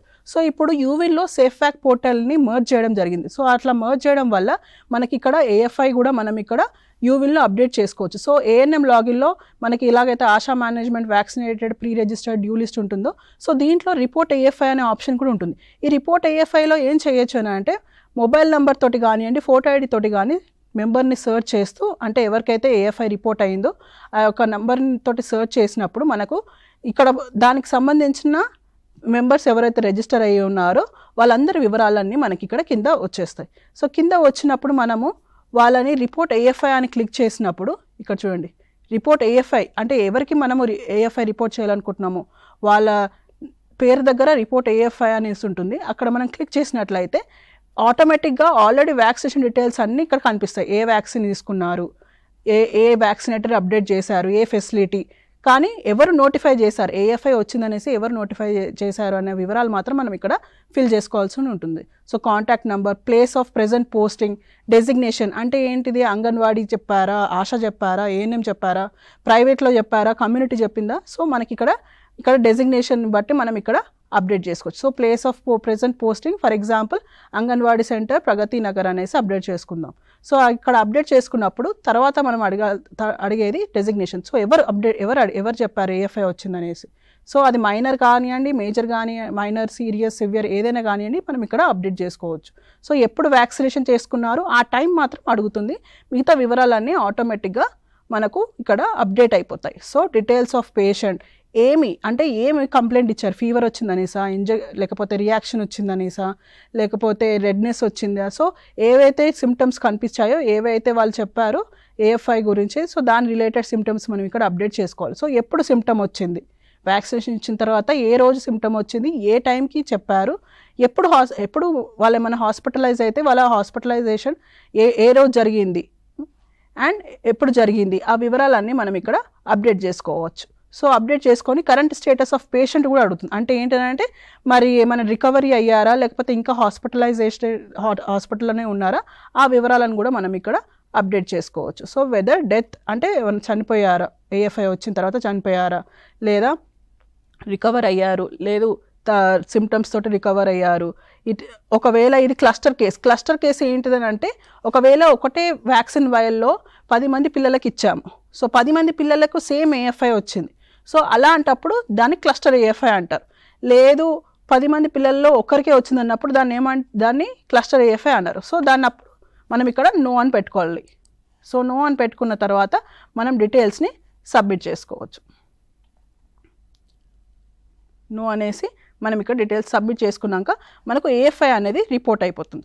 సో ఇప్పుడు దాకా మనం చూసింది వ్యాక్సినేటర్ లాగిన్లో ఎలా బెనిఫిషరీస్ని రిజిస్టర్ చేసుకోవాలి, ఎలాగా ఏఎఫ్ఐని రిపోర్ట్ చేసుకోవాలి, అండ్ ఒకవేళ డౌట్స్ ఉన్నప్పుడు మనము డేట్ ఆఫ్ బర్త్ని మనము ప్రీవియస్ వ్యాక్సినేషన్లో ఎలా మనం అప్డేట్ చేసుకోవాలి. సో ఇప్పుడు మనం చూస్తుంది delivery point login. So delivery point లాగిన్లో లైవ్ బర్త్ అంటే ప్రెగ్నెన్సీ కన్ఫర్మ్ అయినప్పటి నుంచి బిడ్డ పుట్టేంత వరకు, తర్వాత registration and birth dose vaccination అంత వరకు మనము డెలివరీ పాయింట్ లాగిన్లో అప్డేట్ చేసుకోవాల్సింది ఉంటుంది. సో డెలివరీ పాయింట్ లాగిన్ ఉన్నప్పుడు మనం క్లిక్ చేసినప్పుడు మనకి ఇక్కడ pre or on site registration అనేసి ఉంటుంది. ఎందుకు మనకు ప్రీ రిజిస్ట్రేషన్ కానివ్వండి లేదా ఆన్ సైట్ రిజిస్ట్రేషన్ వేరువేరుగా ఉండదు, ఎందుకంటే డెలివరీ పాయింట్ లాగిన్లో మనము సెషన్స్ని ఏం ప్లాన్ చేసుకోం, మనం డైరెక్ట్గా, ఎందుకని అంటే సెషన్స్ని ఎప్పుడు ప్లాన్ చేసుకుంటాం, డ్యూ ఉంటే. మరి డెలివరీ దానికి మనకు డ్యూ అట్లా ఉంటుంది కానీ మనం ఎక్స్పెక్ట్ చేయలేం కదా ఏ టైంకి డెలివరీ అవుతుందో. సో మనకు ఇక్కడ pre or on site registration రెండు కలిపి వేసే ఉంటుంది. సో మనం డైరెక్ట్గా ఇక్కడ pre or on site registration కానివ్వండి, క్రియేట్ ఆబా కానివ్వండి, మనకి ఇక్కడ కూడా క్రియేట్ చేసుకోవడానికి మనకి ఇక్కడ వెసులుబాటు ఉంది. సో మనం ఇక్కడ same search by mobile number already register అయి ఉంటే ఫస్ట్ మనం అడగాల్సింది వాళ్ళ మొబైల్ నెంబర్, వాళ్ళ ఫోటో ఐడి నెంబర్. సో ఆ నెంబర్తో సర్చ్ చేసుకుంటూ డీటెయిల్స్ని మనము అప్డేట్ చేసుకోవాలి. So search member, so mobile number మనం ఇక్కడ క్లిక్ చేసుకున్నాం. మొబైల్ నెంబర్ క్లిక్ చేసుకొని ఏదైతే మనము ప్రెగ్నెంట్ ఉమెన్ని కానివ్వండి రిజిస్టర్ చేయాలనుకుంటున్నామో వాళ్ళ యొక్క నెంబర్ తోటి ఇక్కడ క్లిక్ చేసుకోవాలి. ఇంకొకటి ఏంటంటే యూవిన్లో డెలివరీ పాయింట్ లాగిన్లో మనం డైరెక్ట్గా బిడ్డని అంటే లైవ్ బర్త్ని కానివ్వండి అప్పుడే పుట్టిన బిడ్డని రిజిస్టర్ చేయడానికి ఉండదు. ఫస్ట్ తల్లిని రిజిస్టర్ చేయాలి, ఒకవేళ రిజిస్టర్ అవ్వకపోతే ఫస్ట్ తల్లిని రిజిస్టర్ చేయాలి, తర్వాత ప్రెగ్నెన్సీ డిక్లరేషన్ చేయాలి, తర్వాత ప్రెగ్నెన్సీ యొక్క అవుట్కమ్ ఏంటిది అప్పుడు రిజిస్టర్ చేసినప్పుడే మనము బిడ్డని రిజిస్టర్ చేయగలుగుతాం. డైరెక్ట్గా మనం పుట్టిన బిడ్డని రిజిస్టర్ చేయడానికి లేదు. సో బేబీ ఆఫ్ కవిత ఉన్నారు, సింగారపు సుశీల అని ఉన్నారు ఈ నెంబర్ తోటి. సో ఇప్పుడు మనము ప్రెగ్నెంట్ ఉమెన్, ఇందులో ప్రెగ్నెంట్ ఉమెన్ ఏజ్డ్ ఎవరు లేరు కాబట్టి మనం ఇప్పుడు ప్రెగ్నెంట్ ఉమెన్ని రిజిస్టర్ చేసుకోవాలి. So pre or on site register చేసినప్పుడు సేమ్ ఎలాగైతే మనము రొటీన్ ఇమ్యునైజేషన్లో మనకు డీటెయిల్స్ అడుగుతుందో సేమ్ ఇక్కడ కూడా అన్ని అదే వివరాలు అడుగుతుంది. కానీ ఇక్కడ లాస్ట్ ఎల్ఎంపీ ఏంటిది, సో ఆ వివరాలను అప్డేట్ చేసిన దాన్ని బట్టి మనకు ఈడీడీ అనేది ఎస్టిమేటెడ్ డేట్ ఆఫ్ డెలివరీ అనేది మనకు అప్డేట్ అవుతుంది. So mobile number, year of birth, so మనకి ఇక్కడ ఓన్లీ ఇయర్ ఆఫ్ బర్త్ అడుగుతుంది ఎందుకంటే ప్రెగ్నెంట్ ఉమెన్ అంటే అడల్ట్ ఏజ్ కాబట్టి only year of birth and type of category pregnant అనేది ఆటోమేటిక్గా అప్డేట్ అయిపోతుంది. ట్రైబల్ గ్రూప్ అయితే మనం ఎస్ ఆర్ నో అని పెట్టుకోవాలి. ఎగ్జిస్టింగ్ మెంబర్ దీంట్లో ఉన్నారు కానీ దీనికి ట్యాగింగ్ అవసరం లేదు ఎందుకంటే ప్రెగ్నెంట్ ఉమెన్ని రిజిస్టర్ చేస్తున్నాం కాబట్టి. So for example Sudha is a full name, so female ఆటోమేటిక్గా వచ్చేస్తుంది. సో మనకు లాస్ట్ ఎల్ఎంపీ ఎప్పుడు అనేది మనకి ఇక్కడ అప్డేట్ చేసుకోవాలి. So for example October 25th is the LMP period, LMP date. So blood group మనం అప్డేట్ చేసుకోవాలి and date of last pregnancy outcome. So date of last pregnancy outcome ఎందుకని అంటే TD1కి ఎలిజిబులా TD బూస్టర్కి ఎలిజిబులా దాన్ని బట్టి మనకి ఇక్కడ అప్డేట్ అవుతుంది కాబట్టి మనము ఒకవేళ లాస్ట్ ప్రెగ్నెన్సీ ఏమైనా ఉంటే ఇక్కడ అప్డేట్ చేసుకోవాలి. తర్వాత ఫోటో ఐడి టైప్ కూడా మనకి ఇక్కడ ఇందాక మనము పిల్లల్ని రిజిస్టర్ చేస్తున్నప్పుడు ఫోటో ఐడి అడగలేదు. ఎందుకనంటే ఆల్రెడీ ఆ నంబర్ మీద రిజిస్టర్ అయిన తల్లిదండ్రులు ఉన్నారు కాబట్టి మనకు అక్కడ ఫోటో ఐడి అడగలేదు. ఇక్కడ ప్రెగ్నెంట్ ఉమెన్ రిజిస్టర్ చేస్తున్నాం కాబట్టి మనకి ఇక్కడ ఫోటో ఐడి అడుగుతుంది. సో ఫోటో ఐడి ఏదైతే ఫోటో ఐడి ఉందో ఆ ఫోటో ఐడిని మనం ఇక్కడ రిజిస్టర్ చేసుకోవాలి. సో రిజిస్టర్ చేస్తూ మనం ఇక్కడ డీటెయిల్స్ని సబ్మిట్ చేయాలి. సో డీటెయిల్స్ని సబ్మిట్ చేసిన తర్వాత మనకు ఇక్కడ ప్రెగ్నెన్సీ డీటెయిల్స్ అనేసి మనం ఇక్కడ అప్డేట్ చేసుకోవచ్చు. సో సబ్మిట్ చేసాక యాడ్ వ్యాక్సినేషన్ కానివ్వండి లేదా స్కిప్ అనే ఆప్షన్ మనకి ఇక్కడ వస్తుంది. సో స్కిప్ అనే ఆప్షన్ వచ్చినప్పుడు అంటే ఏంటిదంటే మనం ప్రెగ్నెన్సీ మాత్రమే అప్డేట్ చేసాము. ఇప్పుడు యాడ్ వ్యాక్సినేషన్. సో యాడ్ వ్యాక్సినేషన్లో మనకు ఎలిజిబుల్ ఉన్న vaccine TD. So TD1 TD2 as early as possible అంటే ప్రెగ్నెన్సీ డిక్లేర్ అయిన తర్వాత వెంటనే మనం 4 వీక్స్లో first dose second dose after 4 weeks అనేది మనం ఇక్కడ అప్డేట్ చేసుకోవాలి. చేసుకున్నాక మనము save and continue. So save and continue చేశాక ఒకవేళ ప్రెగ్నెన్సీ అవుట్కమ్ అంటే మనము TD ఆల్రెడీ ప్రీవియస్లో తీసుకున్నారు అంటే ఆల్రెడీ ఇప్పుడు డెలివరీకి వచ్చారు కానీ తల్లి రిజిస్టర్ అవ్వలేదు అప్పుడు కూడా మనం ఇక్కడ వ్యాక్సినేషన్ అప్డేట్ చేసుకోవచ్చు. సో ఓన్లీ మనం ఆ రోజు తీసుకున్న వ్యాక్సినేషన్ అప్డేట్ చేయాలంటే లేదు, ప్రీవియస్ వ్యాక్సినేషన్ది కూడా మనం ఇక్కడ వివరాలు అప్డేట్ చేసుకోవచ్చు. సో ఫర్ ఎగ్జాంపుల్ ఇప్పుడు ఆల్రెడీ డెలివరీ డేట్ వచ్చింది. సో డెలివరీ డేట్ వచ్చింది ఇప్పుడు న్యూ బార్న్ని రిజిస్టర్ చేసుకోవాలి. సో సుధా అనే మదర్ని మనం ఇక్కడ రిజిస్టర్ చేసాం. సేమ్ ఎల్లో కలర్ ఐకాన్ తోటి మనము డీటెయిల్స్ని ఎడిట్ చేసుకోవచ్చు. సో ఇప్పుడు ఒకవేళ లేదు అబార్షన్ అయింది డెత్ అయింది అని కూడా మనం ఇక్కడ అప్డేట్ చేసుకోవచ్చు. సో నెక్స్ట్ ప్రెగ్నెన్సీ హిస్టరీ, తర్వాత linked children. So linked children ఎవరు లేరు, ఫస్ట్ ప్రెగ్నెన్సీ అన్నట్టుగా మనం ఇక్కడ అప్డేట్ చేసాం. So pregnancy basic details, routine vaccination and details of new born vaccination అనేది ఇక్కడ అప్డేట్ చేసుకోవాలి. సో ఆల్రెడీ మనకి ఇక్కడ డీటెయిల్స్ అన్నీ మనం వ్యాక్సినేషన్ వరకు అప్డేట్ చేసుకున్నాం కాబట్టి నెక్స్ట్ మనం చేయాల్సింది ప్రెగ్నెన్సీ అవుట్కమ్. సో ప్రెగ్నెన్సీ అవుట్కమ్లో డెలివరీ, అబార్షన్, మెటర్నల్ డెత్ ఏమున్నా కూడా మనం ఇక్కడ అప్డేట్ చేసుకోవచ్చు. So place of delivery institutional అనుకోండి, type of delivery and delivery complications, date of delivery. So మనం ఈ డీటెయిల్స్ అన్ని అప్డేట్ చేసుకోవచ్చు. Once date of delivery update చేశాక దాన్ని కరెక్షన్ చేయడానికి మనకు ఇక్కడ వెసులుబాటు ఉండదు. సో కాబట్టి మనం డీటెయిల్స్ని అప్డేట్ చేసుకుంటున్నప్పుడు జాగ్రత్తగా డీటెయిల్స్ని అప్డేట్ చేసుకోవాలి. ముందే మనం బుక్లో రాసుకొని తర్వాత అప్డేట్ చేసినా కూడా పర్వాలేదు, కానీ డెలివరీ అయిన 14 రోజులలో మనం డెలివరీ అవుట్కమ్ అనేది కంపల్సరీగా అప్డేట్ చేసుకోవాలి. ఎందుకంటే డెలివరీ అయిన 14 రోజుల తర్వాత మనము డీటెయిల్స్ని అప్డేట్ చేయడానికి డెలివరీ పాయింట్ లాగిన్లో మనకు అలాంటి ఛాన్స్ ఉండదు కాబట్టి 14 days టైం పీరియడ్ని మనం యూటిలైజ్ చేసుకోవాలి. So time of birth, date of birth and gender, birth weight in kgs, father's name, breast feeding అయిందా లేదా, బేబీ ఏడ్చిందా లేదా, ఎనీ విజిబుల్ బర్త్ డిఫెక్ట్స్, ఒకవేళ ఏమైనా డిఫెక్ట్స్ తోటి పుట్టారా, లేకపోతే ట్రైబల్ గ్రూప్కి రిలేటెడ్గా ఉన్నారా. సో ఆ డీటెయిల్స్ అన్నిటిని మనం ఇక్కడ అప్డేట్ చేసుకోవాలి. సో ఈ డీటెయిల్స్ అన్నీ అప్డేట్ చేసుకున్న తర్వాత కింద మనల్ని వ్యాక్సినేషన్ డీటెయిల్స్ అడుగుతుంది. సో ఫర్ ఎగ్జాంపుల్ ఎస్ఎన్ అన్నప్పుడు వాట్ ఈస్ అ డిఫెక్ట్ అనేసి అడుగుతుంది. సో ఇవన్నీ డిఫెక్ట్స్లలో ఏదైనా ఒక డిఫెక్ట్ బిడ్డకు వచ్చినట్లయితే అది అప్డేట్ చేసుకోవచ్చు. లేదు అదర్ అన్నా కూడా మనం ఇక్కడ అదర్ అని క్లిక్ చేస్తే మనకి ఇక్కడ టైప్ చేసుకోవడానికి మనకి ఇక్కడ స్పేస్ ఉంటుంది, ఆ స్పేస్లో మనం టైప్ చేసుకోవచ్చు. సో ట్రైబల్ గ్రూప్ అంటే కాదు కాబట్టి వ్యాక్సినేషన్ గివెన్, ఏ వ్యాక్సిన్ ఇచ్చారు, బర్త్ డోసెస్లో ఏమేమి టీకాలు ఇచ్చారో అది క్లిక్ చేస్తూ వాళ్ళ యొక్క డీటెయిల్స్ని అప్డేట్ చేసుకోవాలి. సో డీటెయిల్స్ అప్డేట్ చేసినప్పుడు ఒకవేళ లేదు ఈ యొక్క బిడ్డకి వ్యాక్సినేషన్ ఇవ్వలేదు బికాస్ ఆఫ్ సమ్ అంటే ఏదైనా కాంప్లికేషన్స్ వల్ల ఇవ్వలేదని అంటే కూడా మనం ఇక్కడ add reason for not updating the birth doses అని కూడా అడుగుతుంది. ఒకవేళ మనం ఈ టీకాలని అప్డేట్ చేయకపోతే మనకి ఇక్కడ డీటెయిల్స్ అడుగుతుంది. సో దీంట్లో వ్యాక్సిన్ వేస్టేజా లేకపోతే ఎస్ఎన్సీయూకి బేబీ సిక్ ఉంది కాబట్టి ఎస్ఎన్సీయూకి రిఫర్ చేశారా ఆ వివరాలను కూడా మనం ఇక్కడ అప్డేట్ చేసుకోవచ్చు. తర్వాత వ్యాక్సినేషన్ డేట్ అండ్ డీటెయిల్స్ని అప్డేట్ చేస్తూ సబ్మిట్ అండ్ ఇక్కడ సేవ్ అండ్ కంటిన్యూ సబ్మిట్ అనేసి ఉంది. సేవ్ అండ్ కంటిన్యూ ఎందుకని ఉందనంటే డీటెయిల్స్ అన్ని అప్డేట్ చేయడానికి సబ్మిట్ చేయడానికి. సేవ్ అండ్ యాడ్ మోర్ అంటే ఒకవేళ ట్విన్స్ కానివ్వండి మనం సేవ్ అండ్ యాడ్ మోర్ పిల్లల్ని కూడా చేసుకోవచ్చు. Baby 1 of Sudha, baby 2 of Sudha అనేసి కూడా మనం ఇక్కడ అప్డేట్ చేసుకోవచ్చు. సో ఇది మనకు యూవిన్ గురించి. సో యూవిన్ గురించి మీకు ఇంకా ఏమన్నా డౌట్స్ ఉన్నట్లయితే ఇప్పుడు మనకు ఎన్డీడీ యొక్క సెషన్ ఉంటుంది. ఎన్డీడీ సెషన్ తర్వాత మనకు క్వశ్చన్ అండ్ ఆన్సర్ సెషన్ ఉంటుంది. సో ఆ క్వశ్చన్ అండ్ ఆన్సర్ సెషన్లో మీకు ఏవైతే డౌట్స్ ఉన్నాయో అది మీకు కింద స్క్రోల్ చేస్తున్న నెంబర్ని మీరు కాల్ చేస్తే మీకు డౌట్స్ అన్ని క్లారిఫై అవుతాయి. Next doctor Vikram. Thank you Jyotsna గారు, చాలా వివరంగా యువిన్ ఒక పోర్టల్ గురించి మనకు చెప్పారు. సో నెక్స్ట్ ఈరోజు టాపిక్ వచ్చేసి నేషనల్ డీవార్మింగ్ డే. ఇది మనము చాలా సంవత్సరాల నుంచి మన స్టేట్లో చేస్తున్నాము.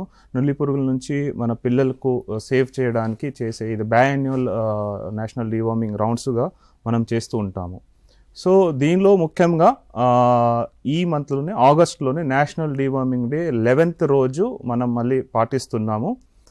దీంతో పాటు 11th రోజు ఫస్ట్ మెయిన్ డీవార్మింగ్ డే, దీని తర్వాత ఒక మాపప్ రౌండ్ 18th ఆగస్ట్ రోజు మనం చేస్తున్నాం. అంటే 11th రోజు పొరపాటున ఎవరైనా మిస్ అయిపోతే వాళ్ళని 18th రోజు మళ్ళీ ఖచ్చితంగా మనము ఈ అల్బెండజోల్ టాబ్లెట్ వేయడం జరుగుతుంది. దీనిలో మన స్టేట్ ఒక టార్గెట్ చూస్తే 1 year నుంచి 19 సంవత్సరాల వరకు ఉన్న పిల్లల్ని మనము ఈ అల్బెండజోల్ టాబ్లెట్ ఇస్తాము. సో దీనిలో మనకు స్టేట్కు వచ్చే టార్గెట్ దాదాపు 1 కోటి ఉంది, అంటే 96,17,111. ఇది మన స్టేట్ టార్గెట్. సో ఈ నేషనల్ డీవార్మింగ్ డేలో ముఖ్యమైన అంశాలు మనం కనుక చూస్తే దీనిలో ఏజ్ గ్రూప్ అంటే ఎవరికి వేస్తున్నాము అంటే 1 year నుంచి, అంటే ఫస్ట్ ఇయర్ 1 year నుంచి 19 సంవత్సరాల వరకు ఉన్న పిల్లలకి అందరికీ మనము నేషనల్ డీవార్మింగ్ డే లోపు డీవార్మింగ్ ట్యాబ్లెట్ అంటే అల్బెండజోల్ ట్యాబ్లెట్ ఇవ్వడం జరుగుతుంది. ఇది ఎందుకంటే సాయిల్ ట్రాన్స్మిటెడ్ హెల్మెంటిస్ STH-ని ఆపడానికి మనము అల్బెండజోల్ ట్యాబ్లెట్ ఇస్తాము. సో మనకు టార్గెట్ వచ్చేసి స్టేట్ మొత్తానికి దాదాపు 1 కోటి పిల్లలు ఉంటారు, అంటే 96,17,111. టార్గెట్ ఏజ్ గ్రూప్ వచ్చేసి 1 to 19 years ఆఫ్ చిల్డ్రన్స్. తర్వాత ప్లేస్ ఆఫ్ అడ్మినిస్ట్రేషన్, ఈ ఎక్కడ ఈ పిల్లలకి మనము ఈ అల్బెండజోల్ టాబ్లెట్ ఎక్కడ వేస్తామంటే అన్ని మన స్టేట్లో ఉన్న ప్రతి అంగన్వాడీ సెంటర్లో, ప్రతి స్కూల్లో, junior college, vocational college, polytechnic కానీ, ITI కాలేజెస్, గవర్నమెంట్ అలాగే ప్రైవేట్లో కూడా. దీంతోపాటు చైల్డ్ కేర్ హోమ్స్ ఏదైనా ఉంటే, juvenile homes, hostels, religious schools, degree colleges, ఈ అన్ని చోట్ల పిల్లలు ఎవరైతే స్కూల్స్లో కానీ కాలేజెస్లో వెళ్తారో వాళ్ళకు ఈ 11th ఆగస్ట్ రోజు మనము కంపల్సరీగా అల్బెండజోల్ టాబ్లెట్ ఇవ్వాలి. కొందరు పిల్లలు కాలేజ్ పోకుండా అవుట్ ఆఫ్ కాలేజ్ మనం ఎవరైతే అంటామో వాళ్ళకు కూడా కమ్యూనిటీ లెవెల్లో ఆశా ANM అలాగే అంగన్వాడీ వర్కర్ కలిసి వీళ్ళకు లైన్ లిస్ట్ పెట్టి వాళ్ళకు కూడా ఆ రోజు కంపల్సరీగా అల్బెండజోల్ టాబ్లెట్ వేయాలి. సో ఈ నేషనల్ డీవార్మింగ్ డే అనేది కొత్త ప్రోగ్రాం కాదు. 2016 సంవత్సరాల నుంచి మన 2016 నుంచి ఈ ప్రోగ్రాము జరుగుతూ ఉంది. మన స్టేట్లో కూడా 2016 నుంచి మనము చేస్తూనే ఉన్నాము. ఈ నేషనల్ డీవార్మింగ్ డేలో ఫిక్స్డ్ డే కింద మనము డీవార్మింగ్ ట్యాబ్లెట్ అంటే అల్బెండజోల్ ట్యాబ్లెట్ అందరికీ ఒకేసారి ఇవ్వడం జరుగుతుంది. ఎందుకంటే అదే రోజు అందరి పిల్లలకి ఇస్తే ఆ ట్రాన్స్మిషన్ ఆఫ్ ఇన్ఫెక్షన్ ఒక పిల్లల నుంచి వేరే పిల్లలకు వెళ్ళడానికి ఛాన్సెస్ తగ్గిపోతుంది. ఒకవేళ నేను వేసుకొని పక్క వాళ్ళు వేసుకోకుండా వాళ్ళ వల్ల నాకు వచ్చే ఛాన్సెస్ లేదా వేరే వాళ్ళకు వచ్చే ఛాన్సెస్ ఉంటుంది. కాబట్టి అది తగ్గించడానికి అందరికీ ఒకేసారి బయాన్యువల్గా అంటే సంవత్సరాలను 2 సార్లు మనం ఈ ట్యాబ్లెట్ వేస్తాము. సో ఈ ఆగస్టు 11th రోజు నేషనల్ డీవార్మింగ్ డే మనం పాటిస్తున్నాము. సో దానిలో 1 year నుంచి 19 years వరకు ఉన్న పిల్లలకి స్కూల్ గోయింగ్ కానీ, కాలేజ్ గోయింగ్ కానీ, లేదా out of school, out of college going పిల్లల్ని మనం కంపల్సరీగా ఈ ట్యాబ్లెట్ వేస్తాము. దీనిలో మనము ఇందాక చూసినట్టు 11th ఆగస్ట్ రోజు ఎవరైనా మిస్ అయిపోతే మాపప్ రౌండ్ కింద మనం 1 week వరకు, అంటే 11th నుంచి 18th వరకు కూడా వాళ్ళకు ట్యాబ్లెట్ వేయచ్చు. కానీ 18th రోజు కంపల్సరీగా ఎవరైనా మిస్ అయి ఉండి వాళ్ళు ఊరికి వెళ్ళి వేరే చోటు ఉండి రాలేకపోతే ఆ 18th రోజు కంపల్సరీగా వాళ్ళకు మనము మాపప్ రౌండ్ కింద మిస్ అయిన చిల్డ్రన్స్కి మనం కంపల్సరీగా ట్యాబ్లెట్స్ వేస్తాము. సో మనకు మెయిన్గా మనం చూస్తే STH అంటే సాయిల్ ట్రాన్స్మిటెడ్ ఎలిమెంటిస్, ఈ ఒక ఇన్ఫెక్షన్ రావడానికి ఆపడానికి మనము ఈ అల్బెండజోల్ ట్యాబ్లెట్ ఇస్తాము. ఈ ముఖ్యంగా ఇది ఇన్ఫెక్షన్ ఎలా వస్తుందంటే అన్హైజీనిక్గా ఫుడ్ హ్యాండిలింగ్ చేసినప్పుడు చిన్నపిల్లలు మట్టి తింటారు, కొందరికి అలవాటు ఉంటుంది, దానివల్ల కూడా ఇన్ఫెక్షన్ అయ్యే ఛాన్సెస్ ఉంటుంది. నులి పురుగులు ఏదైతే మనం అంటామో అది దానివల్ల ఇన్ఫెక్షన్ అయ్యి పిల్లలకి బాధపడతారు. సో అవి ఆపడానికి మనం ఈ అల్బెండజోల్ ట్యాబ్లెట్ ఇస్తున్నాము. సో మీరు కనుక మీ స్క్రీన్ పైన చూస్తే 2016 నుంచి మనం ఈ ప్రోగ్రాము ఇంప్లిమెంట్ చేస్తున్నాము. సో ఎవ్రీ 2016 నుంచి 19 వరకు 2 రౌండ్స్ ఆఫ్ ఎన్డీడీ జరిగినాయి. దాని తర్వాత 2020-21లో రౌండ్స్ జరగలేదు. మన అందరికీ తెలుసు ఆ టైంలో కోవిడ్ ఉంది కాబట్టి ఆ టైంలో నేషనల్ డీవర్మింగ్ డే జరగలేదు. దాని తర్వాత మనం కంటిన్యూస్గా ఏదో ఒక ఫస్ట్ 22లో కమ్యూనిటీ లెవెల్లో, దాని తర్వాత 23లో స్కూల్ అండ్ అంగన్వాడీ సెంటర్స్లో, అలా వేరే వేరే ప్లేసెస్లో కంటిన్యూస్గా నేషనల్ డీవర్మింగ్ డే అనేది మనము చేస్తూనే ఉన్నాము. సో ఇప్పుడు మీరు మీ స్క్రీన్ పైన చూస్తున్నారు, సాయిల్ ట్రాన్స్మిటెడ్ ఎలిమెంటీస్లో డిఫరెంట్ టైప్స్ ఆఫ్ వర్మ్స్, నులిపురుగులు ఉంటాయి. ఇది వాళ్ళ షేప్ సైజ్ని బట్టి వాళ్ళకి పేరు ఇవ్వడం జరుగుతుంది. So round worm, whip worm, tape worm, hook worm, so pin worm, ఇలా డిఫరెంట్ టైప్ ఆఫ్ వర్మ్స్ ఉంటాయి. దీనివల్ల పిల్లలకి ఇన్ఫెక్షన్ అయ్యే ఛాన్సెస్ ఉంటాయి. సో ఈ ఇన్ఫెక్షన్ అయ్యే ఛాన్సెస్ కామన్గా ఎలా వస్తుందంటే కంటామినేటెడ్ ఫుడ్, అంటే ఏదైనా బయట తినేటప్పుడు ఆ ఫుడ్ ప్రిపేర్ చేసేటప్పుడు సరిగ్గా హ్యాండ్ వాష్ చేయకుండా, వాటర్ సరిగ్గా వాడకుండా ఆ ఫుడ్ ప్రిపేర్ చేస్తే, కంటామినేటెడ్ వెజిటేబల్స్, అంటే బయట నుంచి మనం ఫ్రూట్స్ కానీ వెజిటేబల్స్ కొనుకొచ్చినప్పుడు అది కడగకుండా మనం డైరెక్ట్గా తిన్నప్పుడు, లేక ఫీకో ఓరల్ మ్యాటర్ నుంచి మనకు ఇన్ఫెక్షన్ అయ్యే ఛాన్సెస్ ఎక్కువ ఉంటాయి.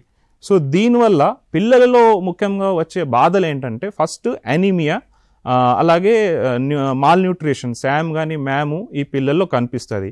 ఈ వర్మ్స్ వల్ల ఫుడ్ ఇంటేక్ చాలా తగ్గిపోతుంది.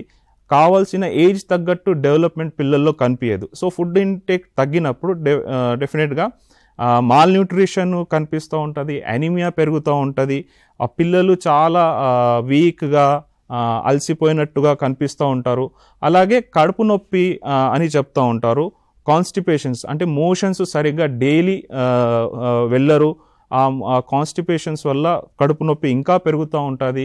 దానివల్ల వాళ్ళ ఫుడ్ తినాలని అనిపించదు. సో ఇవి అన్నీ ప్రాబ్లమ్స్ ఎస్టీహెచ్ ద్వారా వస్తూ ఉంటాయి. దీనిలో ఒక ముఖ్యమైన పార్ట్ మీరు రెడ్లో హైలైట్ చేసింది చూడొచ్చు.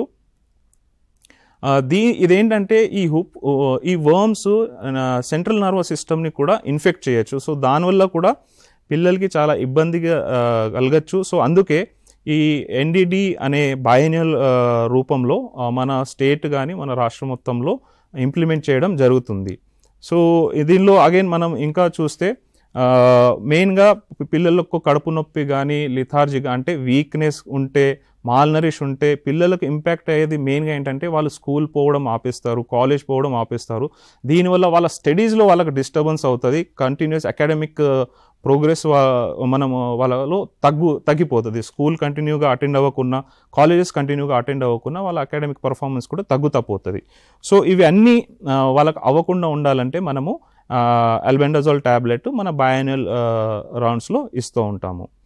సో అడ్వాంటేజ్ ఏంటి, మనం ఇందాకే చూసాము, న్యూట్రిషనల్ స్టేటస్ ఈ ఆల్బెండజోల్ ట్యాబ్లెట్ వల్ల ఇంప్రూవ్ అవుతుంది. అనీమియా కానీ, మాల్ న్యూట్రిషన్ అలాంటి తగ్గిపోతాయి. స్కూల్స్ రెగ్యులర్గా వెళ్తారు పిల్లలు, కాలేజెస్ కూడా రెగ్యులర్గా వెళ్తారు. పిల్లలు హెల్దీగా, చక్కగా యాక్టివ్గా ఉంటారు. వాళ్ళ ఏజ్ తగ్గట్టు వాళ్ళ హైట్, వెయిట్ పెరుగుతూ ఉంటుంది. స్కూల్స్లో కూడా బెటర్గా పర్ఫామ్ చేస్తారు. సో ఈ ట్యాబ్లెట్స్ ఓన్లీ 19 ఏజ్ వరకునే తీసుకోవాలని ఏం కాదు, అడల్ట్స్ కూడా తీసుకోవచ్చు. సో వాళ్ళలో కూడా ఇన్ఫెక్షన్ వచ్చే ఛాన్సెస్ ఉంటాయి. సో వాళ్ళ వర్క్ లైఫ్ పర్ఫార్మెన్స్ కూడా ఇంప్రూవ్ అయ్యే ఛాన్సెస్ ఉంటాయి. కాకపోతే మన నేషనల్ ప్రోగ్రాంలో, నేషనల్ డీవర్మింగ్ ప్రోగ్రాంలో మనకు వచ్చిన target only 1 to 19 years of age group. So దీనిలో ఒక మోస్ట్ ఇంపార్టెంట్ పాయింట్ ఏంటంటే ట్యాబ్లెట్ ఎవరికి ఇవ్వాలి మనం చూసాము, ఎలా ఇవ్వాలి అన్నది చాలా ఇంపార్టెంట్ అయిన పాయింట్. సో మీరు మీ స్క్రీన్ పైన ఇప్పుడు చూడొచ్చు, ఆల్బెండజోల్ ఒకటి 400 mg ట్యాబ్లెట్. ఇది ఓరల్గా మనం ట్యాబ్లెట్ రూపంగా ఇవ్వాలి.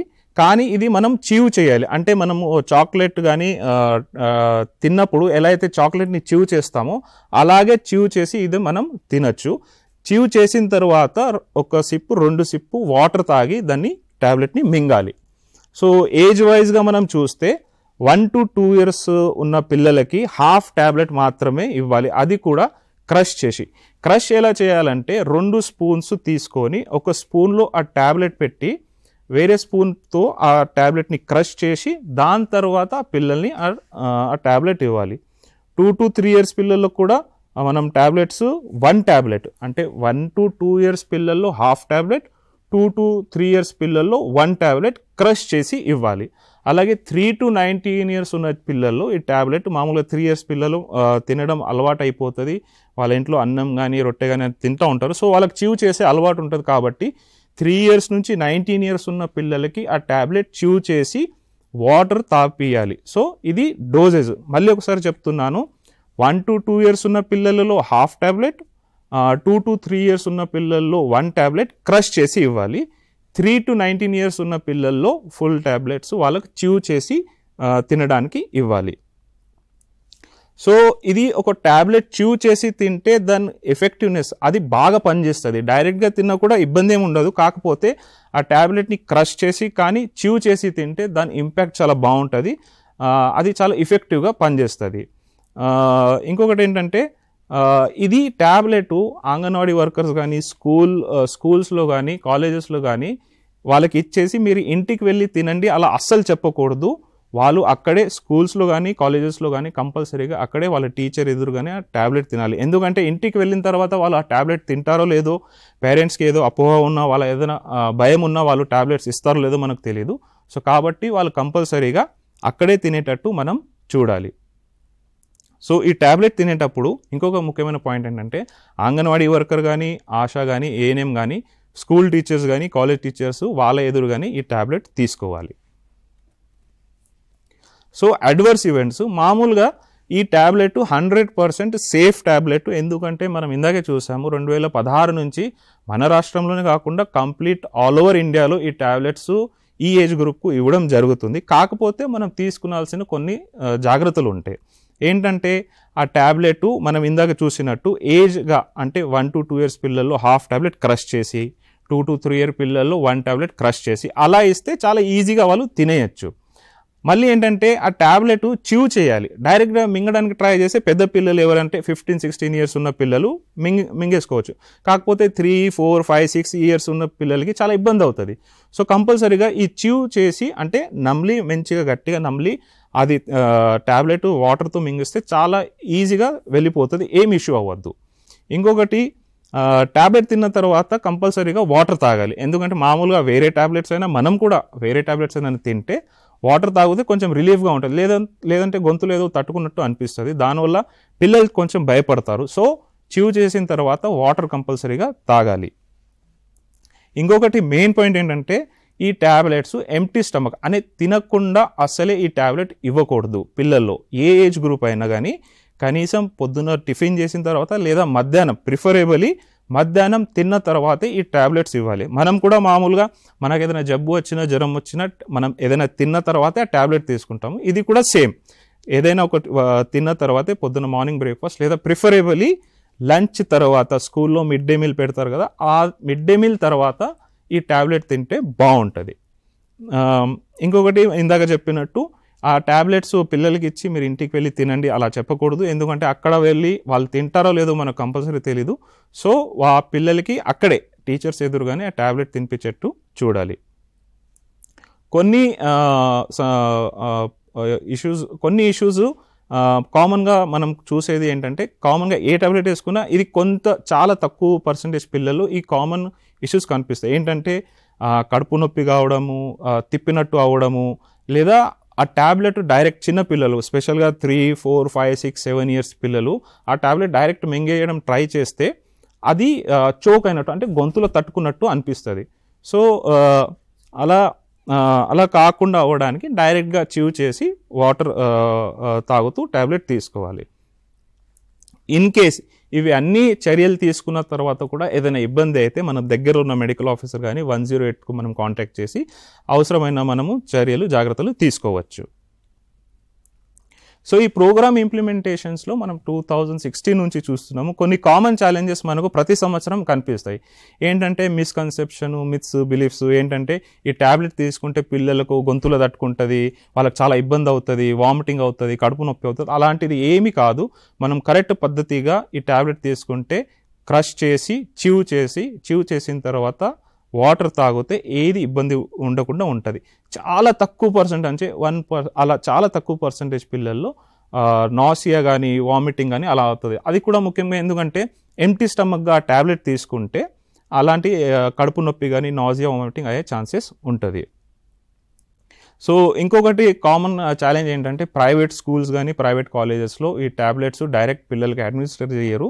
వాళ్ళు ఆ పిల్లలకి ట్యాబ్లెట్స్ ఇచ్చేసి మీరు ఇంటికి వెళ్ళి తీసుకోండి అని చెప్తారు. సో అలాంటి పరిస్థితిలో మన మెడికల్ ఆఫీసర్స్ ఆ ప్రైవేట్ స్కూల్స్కి వెళ్ళి వాళ్ళకు ఈ ట్యాబ్లెట్స్ తీసుకున్న బెనిఫిట్స్ ఎలా ఇస్తే ఇది సేఫ్గా ఉంటుందని మనము వాళ్ళకు కంపల్సరీగా చెప్పాలి. సో అది కాకుండా ఇంకొక కామన్ ఛాలెంజ్ ఏంటంటే పిల్లలు డైరెక్ట్గా మింగేస్తారు. చిన్న పిల్లలకి ట్యాబ్లెట్ మింగితే చాలా ఇబ్బంది అవుతుంది. సో ఈ కామన్ ఛాలెంజ్ మనకు కనిపించేది చిన్న పిల్లలు డైరెక్ట్గా మింగేస్తే ఆబ్స్ట్రక్షన్లా అవుతుంది. సో వాళ్ళు భయపడతారు. సో అలా కాకుండా మనం ఏం చేయాలంటే వాళ్ళకి చ్యూ చేసుకుంటూ ఈ ట్యాబ్లెట్ తినాలని చెప్పాలి.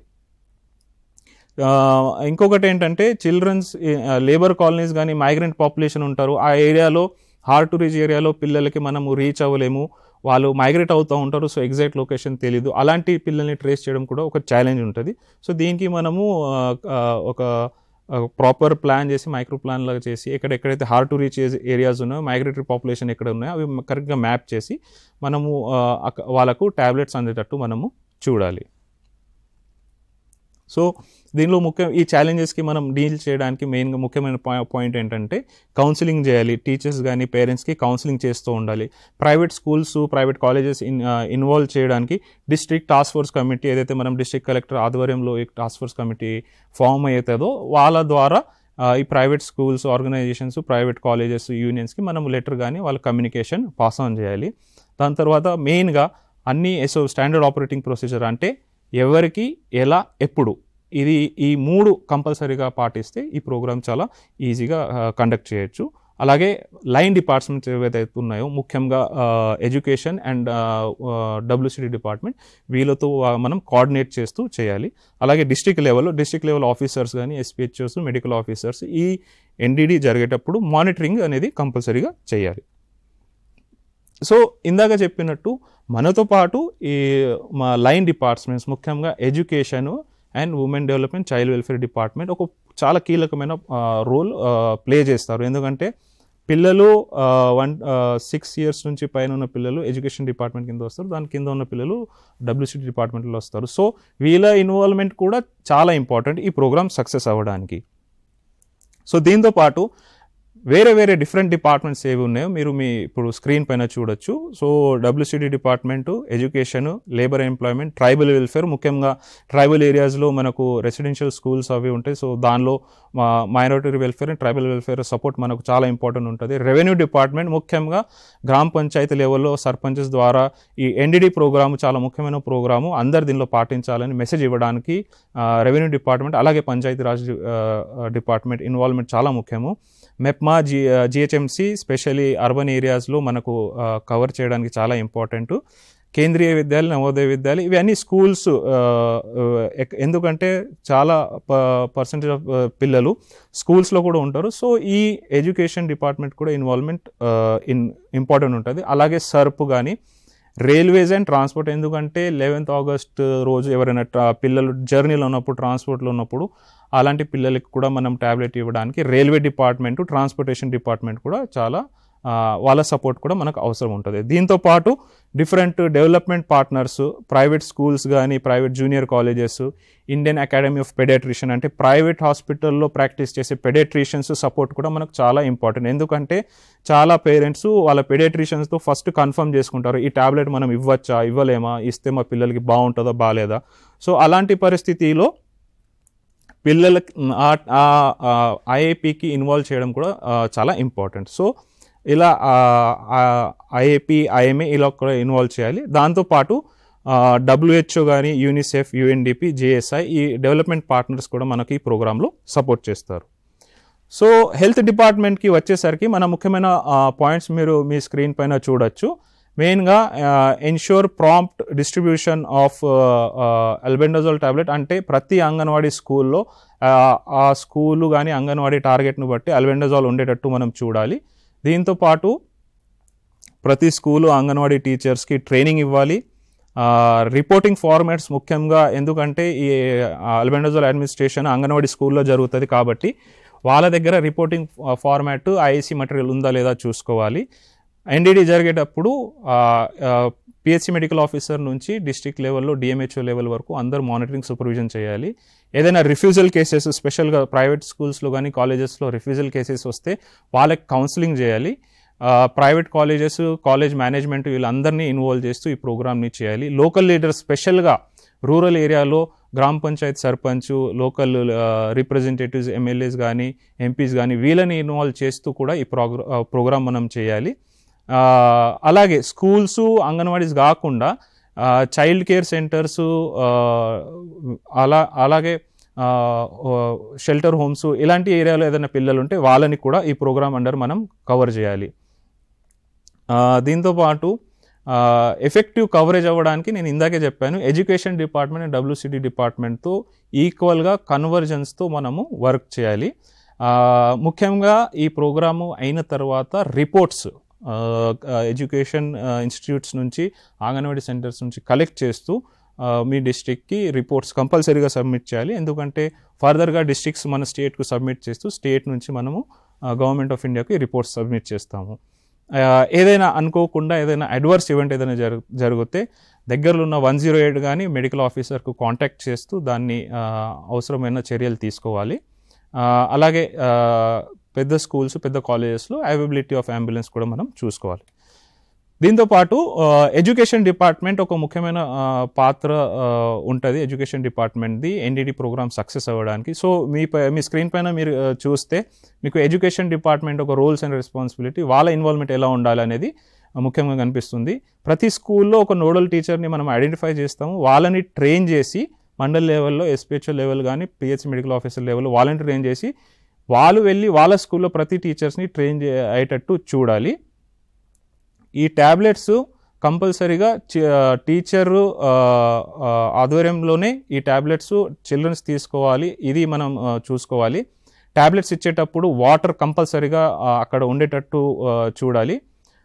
నోడల్ టీచర్ ట్రైనింగ్ అయిన తర్వాత వాళ్ళ స్కూల్లో వెళ్ళి వాళ్ళ స్కూల్లో ఉన్న ప్రతి టీచర్స్కి ఈ ఎన్డీడీ పైన ట్రైనింగ్ ఇవ్వాలి. ఎన్డీడీ మనకు 11th రోజు స్టార్ట్ అవుతుంది. సో ఈ రోజు కానీ రేపు కానీ పిల్లల పేరెంట్స్కి ఫస్ట్ ఇన్ఫార్మ్ చేసి మీ పిల్లలకి ఇలా మేము ట్యాబ్లెట్స్ ఇస్తున్నామని ఇన్ఫార్మ్ చేయాలి. వాళ్ళ ఎలా వాళ్ళ ఏదైనా క్వశ్చన్స్ ఉంటే దానికి టీచర్స్ ఆన్సర్ చేయాలి. వాళ్ళతో కాకుండా మన మెడికల్ ఆఫీసర్స్తో కాంటాక్ట్ చేయించి వాళ్ళు ఏదైనా డౌట్స్ ఉంటే అవి క్లారిటీ చేయాలి. దాని తర్వాత ఎన్డీడీ రౌండ్ కంప్లీట్ అయిన తర్వాత రిపోర్ట్స్ ఏదైతే ఉంటుందో కరెక్ట్గా ఎంత పిల్లలు ఉన్నారు, ఎంత పిల్లలు కవర్ అయ్యారు, ఆ రిపోర్ట్స్ సబ్మిట్ చేయాలి. 11th రోజు ఏదైనా పిల్లలు మిస్ అయిపోతే వాళ్ళకి 18th రోజు మాపప్ రౌండ్ డే రోజు కంపల్సరీగా వాళ్ళు కవర్ అయ్యేటట్టు చూడాలి. అలాగే education department, mandal education officer కానీ district education officers, senior officials DMHO ఆఫీస్లో ఎలా అయితే సపోర్టివ్ సూపర్విజన్కి వెళ్తున్నారో అలాగే మానిటరింగ్ సూపర్విజన్కి వెళ్ళాలి. అండ్ ఏదైనా అనుకోకుండా ఏదైనా ఈవెంట్ జరిగితే దగ్గర ఉన్న మెడికల్ ఆఫీసర్కి ఇన్ఫార్మ్ చేయాలి. Women and child development again same line list maintain చేస్తూ ప్రతి ఒక పిల్లలకి ఈ ఎన్డీడీలో అల్బెండజోల్ ట్యాబ్లెట్ ఇచ్చేటట్టు చూడాలి. అంగన్వాడీ టీచరు ట్యాబ్లెట్ అడ్మినిస్టర్ చేయాలి. వాటర్ కంపల్సరీగా ఉండేటట్టు చూడాలి. అంగన్వాడీ వర్కరు ట్రైనింగ్ వచ్చినప్పుడు, అంగన్వాడీ టీచరు ట్రైనింగ్ వచ్చినప్పుడు రిటర్న్ వెళ్ళి అంగన్వాడీ వర్కరు హెల్పర్స్ ఎవరైతే ఉంటారో వాళ్ళకు కూడా ఎన్డీడీ పైన ట్రైనింగ్ ఇవ్వాలి. పేరెంట్స్కి ముందే స్కూల్స్లో ఉన్న టీచర్స్ ఎలా అయితే ముందు చెప్తున్నారో అలాగే అంగన్వాడీలో ఉన్న పిల్లల పేరెంట్స్కి కూడా ముందే చెప్పి పెట్టాలి. వాళ్ళకి ఏదైనా డౌట్స్ ఉంటే అది కూడా క్లారిటీ ఇవ్వాలి. మిస్డ్ అయిన పిల్లలు ఎవరైనా ఉంటే వాళ్ళకు కూడా 18th రోజు కంపల్సరీగా మాపప్ డే రోజు కవర్ చేయాలి. దాంతోపాటు అవుట్ ఆఫ్ అంగన్వాడీ చిల్డ్రన్స్ ఎవరైనా ఉంటే వాళ్ళ ఏరియాలో వాళ్ళని కూడా ఈ ట్యాబ్లెట్స్ కంపల్సరీగా వేయాలి. దీంతోపాటు CDPOs కానీ WDOs, సీనియర్ ఆఫీషియల్స్ కూడా మానిటరింగ్ సూపర్విజన్కి వెళ్ళాలి. అగైన్ ఏదైనా అడ్వర్స్ ఈవెంట్ జరిగితే కంపల్సరీగా రిపోర్ట్ చేయాలి. ఇంకొకటి ముఖ్యం ఏంటంటే స్కూల్లో కానీ అంగన్వాడీలో కానీ ఆ ట్యాబ్లెట్ పిల్లలకి తీసుకెళ్ళి ఇంటికి వెళ్ళి వేసుకోండి అనేది అస్సలు చెప్పకూడదు. అక్కడే మీ ఎదురుగా అంగన్వాడీ కానీ టీచర్స్ కానీ స్కూల్ కానీ కాలేజెస్లో ఉన్న టీచర్స్ కంపల్సరీ వాళ్ళ ఎదురుగా వాళ్ళ పిల్లలకి ట్యాబ్లెట్ ఇవ్వాలి. దాంతోపాటు వాటర్ ఉండేటట్టు సౌకర్యం చూసుకోవాలి. సో ఇది మిగతా డిపార్ట్మెంట్స్లో ఒక లైన్ లిస్టు అవేర్నెస్ క్రియేట్ చేయాలి ప్రోగ్రామ్ గురించి. డిఫరెంట్ లెవెల్లో ఫంక్షనరీస్ మెప్మా కానీ జిహెచ్ఎంసీలో ఉన్న ఫంక్షనరీస్తో ఇన్వాల్వ్ చేస్తూ వాళ్ళకి ఎడ్యుకేట్ చేయాలి. పంచాయతీరాజ్ డిపార్ట్మెంట్ నుంచి టామ్ విలేజ్లో టామ్ చేస్తూ 11th రోజు అలాగే 18th రోజు ఇలా మాపప్ ఉంటుందని చెప్పించాలి.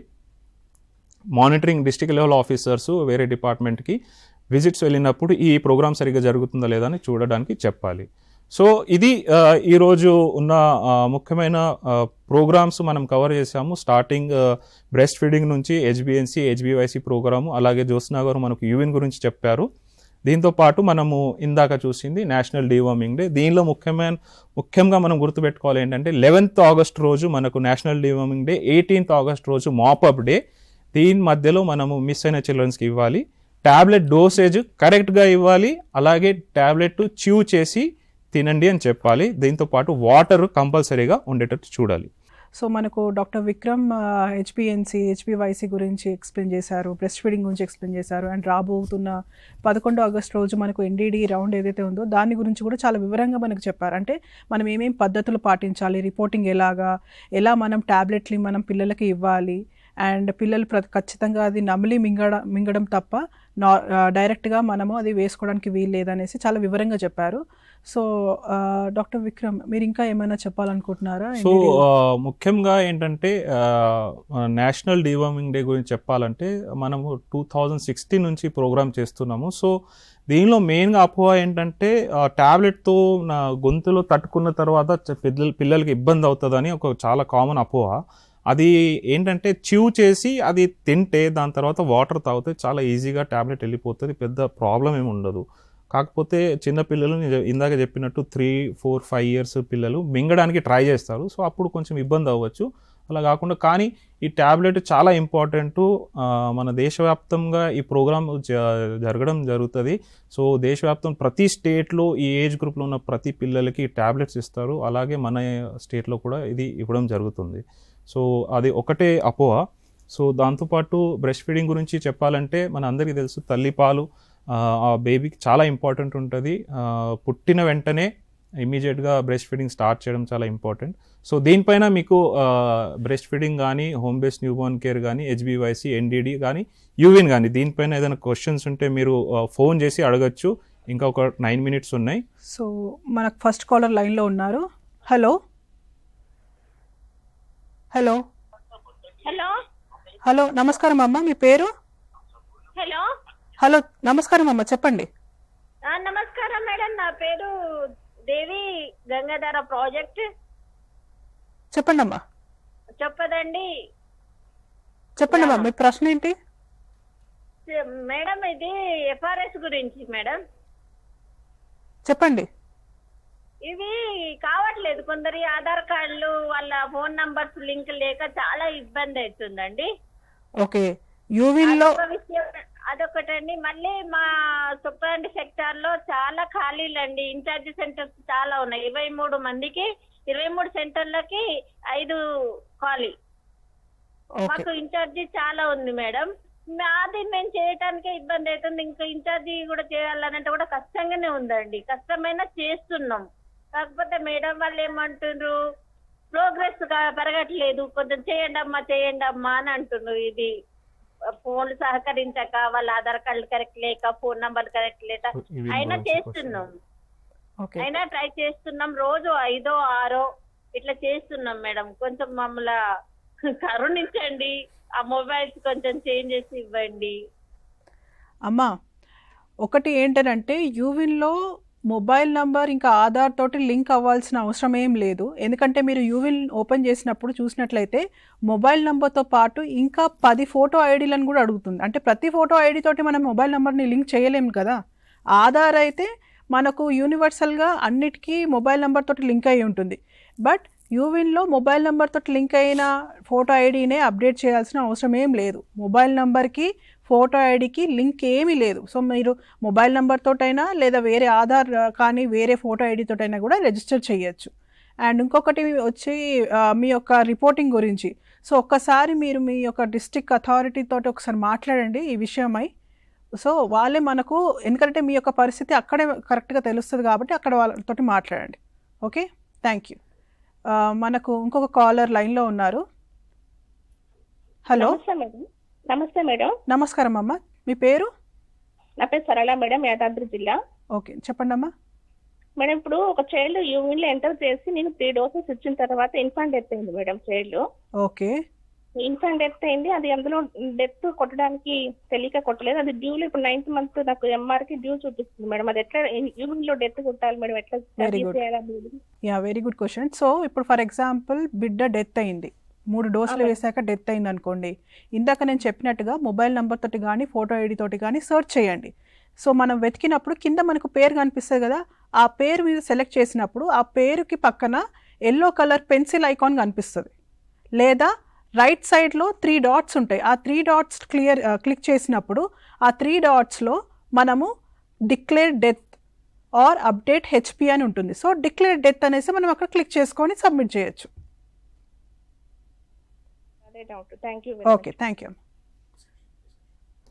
సో జ్యోత్స్న గారు, ఒకవేళ నేను నా పాపకు వ్యాక్సినేషన్ సైట్ సెలెక్ట్ చేయాలంటే నేను హెల్త్ వర్కర్ దగ్గర వెళ్ళాలా, లేదా నేనే నా ఫోన్ ద్వారా చేయొచ్చా? ఎలా అది? మీరు ఫోన్ మొబైల్ తోటి కూడా చేయొచ్చు. సో ప్లే స్టోర్లో యూవిన్ సిటిజన్ అనే యాప్ మనకు అవైలబుల్గా ఉంది. సో దాన్ని డౌన్లోడ్ చేసుకొని మీరు మీ మొబైల్ నెంబర్ తోటి రిజిస్టర్ చేసుకొని ఓటీపీ వస్తుంది. ఆ ఓటీపీని సబ్మిట్ చేశాక మీరు మీ యొక్క బిడ్డని రిజిస్టర్ చేసుకొని డేట్ ఆఫ్ బర్త్ని బట్టి ఏవైతే డోసెస్ డ్యూ ఉన్నాయో దాన్ని బట్టి మనం అపాయింట్మెంట్ని బుక్ చేసుకోవచ్చు. సో ఇది ఓన్లీ యాపే కాదు, మనకు వెబ్ పోర్టల్ కూడా ఉంటుంది.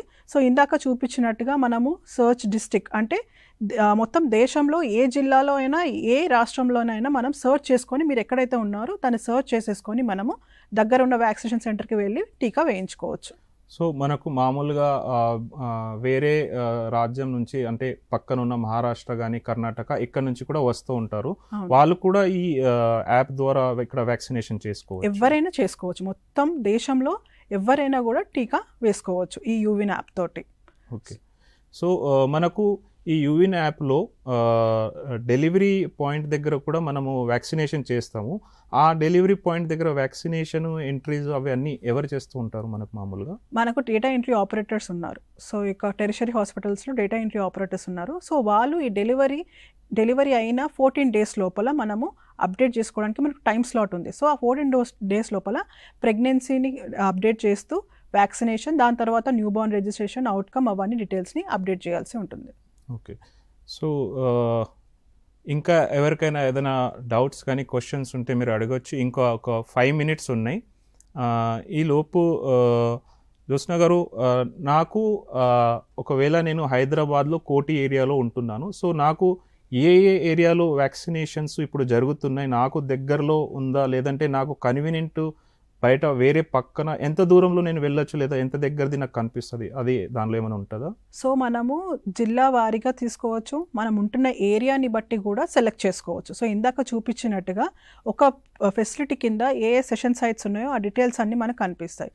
సో మనకు ఆ ఫెసిలిటీ అంటే ప్రతి ఒక్క మండల్ ప్రకారంగా, డివిజన్ ప్రకారంగా మనకు పిహెచ్సిస్ అనేవి ఉన్నాయి. సో మనకు దగ్గరలో ఉన్న పిహెచ్సిస్ నుంచి కూడా మనం సెలెక్ట్ చేసుకొని మనం వ్యాక్సినేషన్కి వెళ్ళచ్చు. మనం దగ్గరలోనే చూసుకోవాలని ఏం లేదు, ఎక్కడికైనా కూడా వెళ్ళచ్చు. సో ఇంకొకటి మనకు కామన్గా కనిపించేది ఏంటంటే ఫాదర్స్ వాళ్ళు ఒక ఫర్ ఎగ్జాంపుల్ హైదరాబాద్లో ఉంటారు, వాళ్ళ పిల్లలు నిజామాబాద్లో ఉంటారు. వాళ్ళకు వ్యాక్సినేషన్కి నేను హైదరాబాద్లో ఉండి వాళ్ళకు కూడా బుక్ చేయొచ్చా నిజామాబాద్లో? ఎక్కడి నుంచి అయినా కూడా ఎక్కడికైనా కూడా స్లాట్ బుక్ చేసుకోవచ్చు.